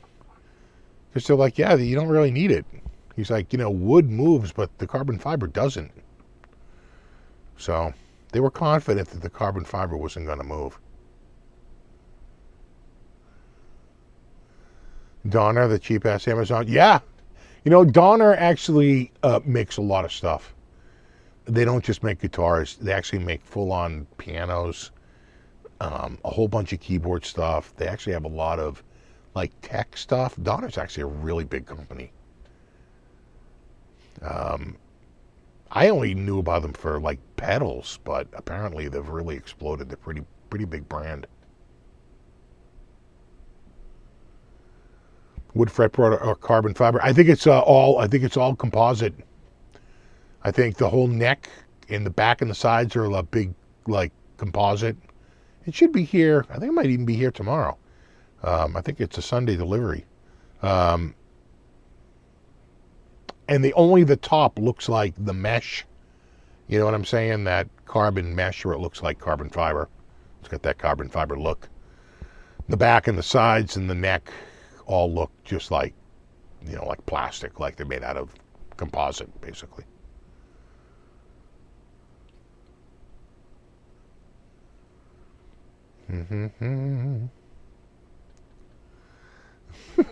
Don't you want to party with a Donner? Don't forget about the Donner party. Jackie, when you're shaving, you don't want to cut into your rod. That is good advice.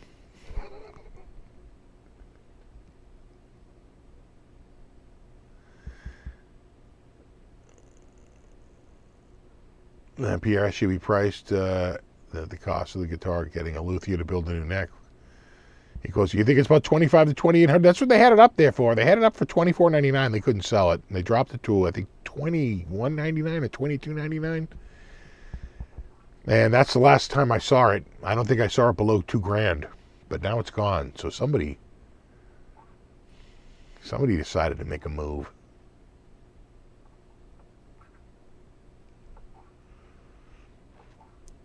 Yeah, Donner is friggin'. They're pretty big. They sell full on home pianos, and they sell a bunch of stuff. They're the guitars is just one small part of what Donner does.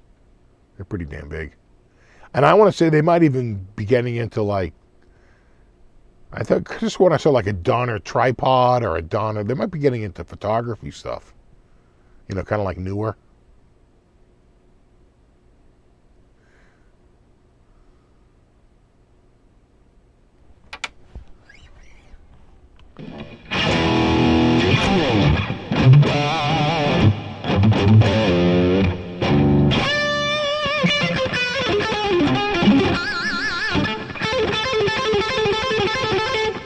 I knew Johnny multi effects pedal looks good. Donner multi effects pedal.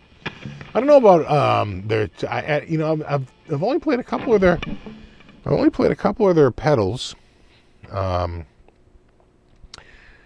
I've had a few of their guitars here, and they're inexpensive. The guitars they sent me were like $150 guitars. They're not very expensive guitars. The carbon fiber's like, I want to say $500, something like that, $499, $599. And they're sending me, I think a nicer sort of Strat style guitar. I won't know until it gets here, but I think it's going to be like a $250 or a $300 guitar instead of like a $150 guitar like they sent me last time. So a little bit nicer. Should be decent, better specs than those 100. I mean, you can only make them so low. I got to say though, that $150 guitar, I gave that to a buddy of mine. He loved it. Had a little flame neck on it. You can't count on that, but some of the necks are flamed. And not really the neck, just the part that was the headstock, just that section, because it had the cut there, and the scarf joint. And so the headstock was like flame. It was pretty cool. It was a pretty decent. I think he took the pickups out of it or something. So I was like, hey, I got this guitar. You want it? He's like, yeah, I'll take it. Exactly, Donna barbecue sauce.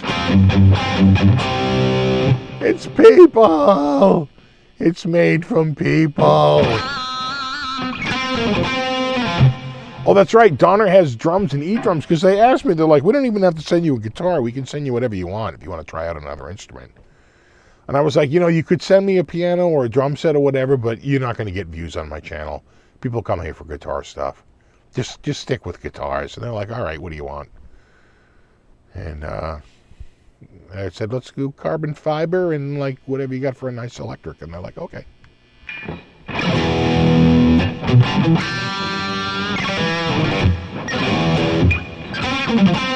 Exactly, the Soil and Green Acres Retirement Home.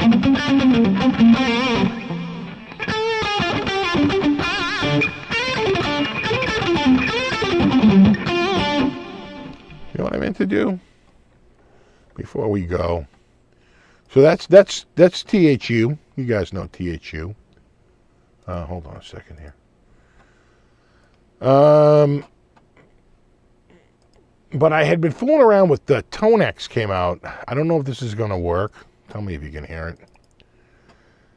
Tonex had come out, and no, that didn't work. Hold on. Let me try one more time here. Right here. It's buggy. And the interface is kind of garbage. I don't think it's very good. You can tell this isn't a sponsored video. And if I haven't said it before, I'm not a fan of IK Multimedia. Let's see if this even starts. It may not. Is it going to be hung up? Are you going to start? Hold on, it's trying. And if it... Oh, it might be working.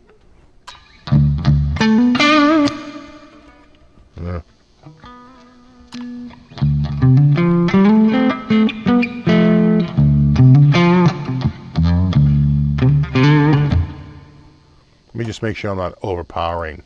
Can you guys hear that?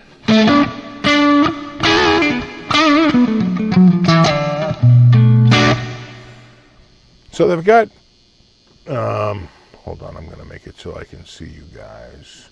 How am I going to do that? Right here. So the only reason why, and I can't stress this enough, the only reason why it's sounding even halfway decent is because I put a THU reverb on it. The reverb that's built into Tonex, it's a little flubby, right? It sounds like a loop being replayed. I really don't like it. So I'm using THU's reverb. I only have one thing on the THU, a reverb, and everything else is coming from Tonex. All right. Oh, it's Tonex. Noisy, can you hear it? So let's go. There was There's a few in here.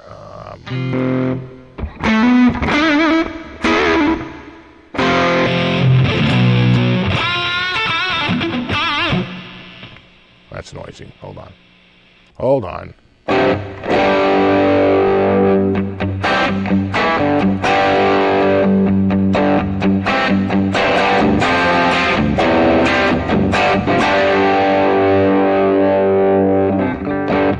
I actually think that that's actually not bad. And we can take this up next week, but there was a couple I thought were pretty good. Let me see if I can find a spot here. Because we just hit 9. They want me to run an ad, but not right now. Okay, can I sort it by name? Okay, so if I sort it by name, there was a couple I thought were pretty good. Yeah, I kind of like this Screaming Junior.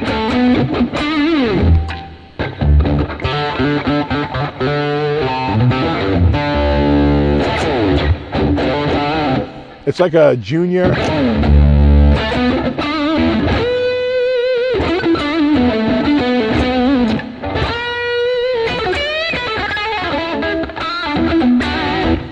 I actually thought it was a pretty good tone.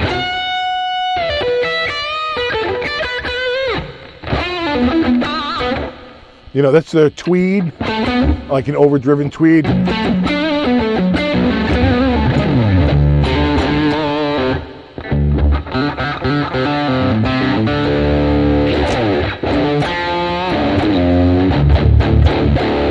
This is probably a little bit too low. Let me switch out of this guitar because this is tuned so far down.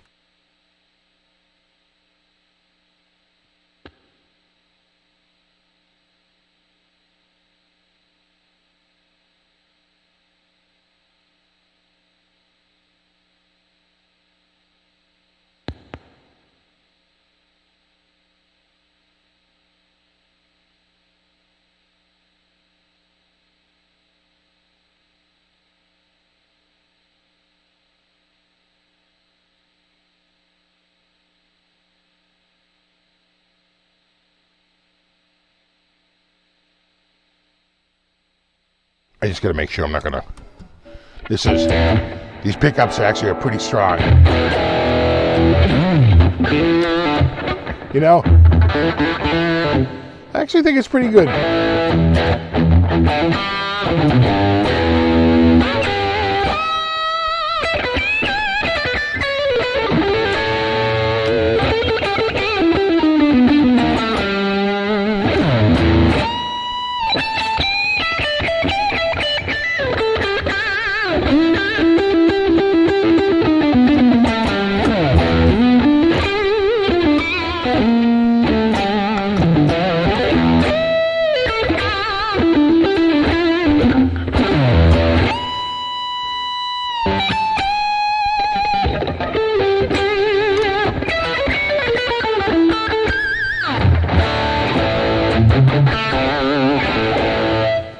You know, it's kind of very mid-pushed.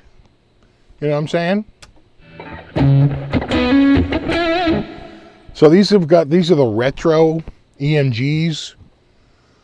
Retroactive Super 70s. These are the retroactive 70s. So these are actually pretty good pickups.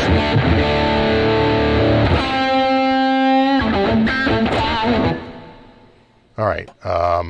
Hold on. Let me see if I can I sort by? No, I can't. Again, their interface is garbage. I mean, I can't reiterate that enough. Let me see if I can find. And sometimes they're based on like a pedal, and it's like, okay, but there's no amp. It's like, what? You know, it is a little weird. So.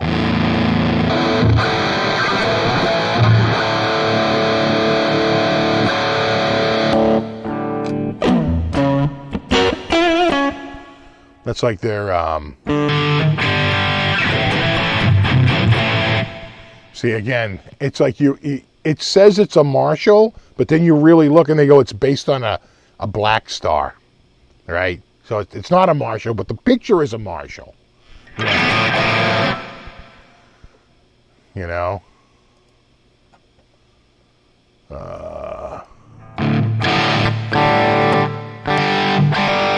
See, these are...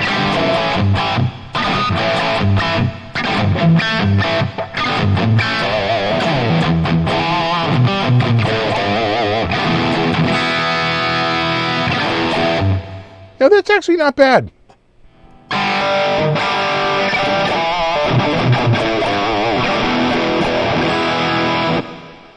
You know, it's like, I still think THU is better.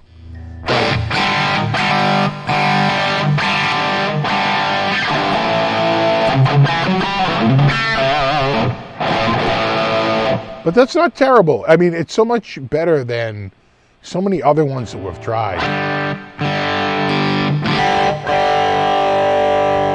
Let me see if I can find a...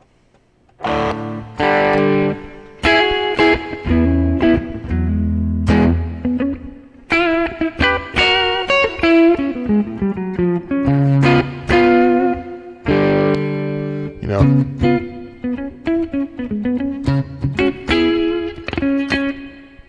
Not bad.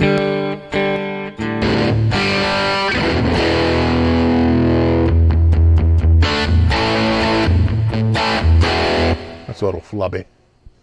That's a little flub-a-dub. So, you know, I really wait. Oh, yeah. So then they got some, and again, it's weird. Sometimes they have presets. So this is a preset that has a fuzz box in it. Again, it's very confusing.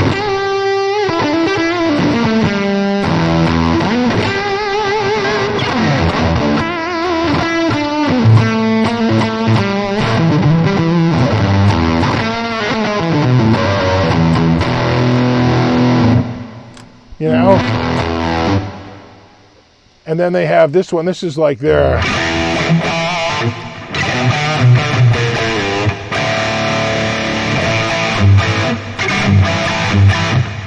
Yes, that's like their eddy tone.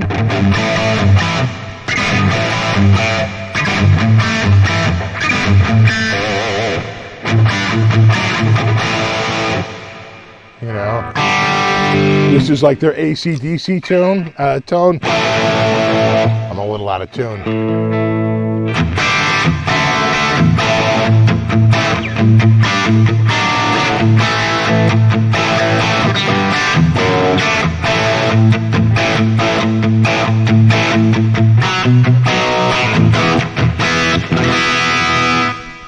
Yeah. Again, that is the new one from IK Multimedia, called Tonex. But, you know, and I've said it before, I'll say it again, I still think that's THU. Still think THU is the one to beat. I don't think anyone's quite challenged THU yet. But you know what? I was getting some pretty decent tones from it. I had a friend who tried it out. He's like, this thing is so buggy, I'm giving up. and he did. He's like, I'm uninstalling it.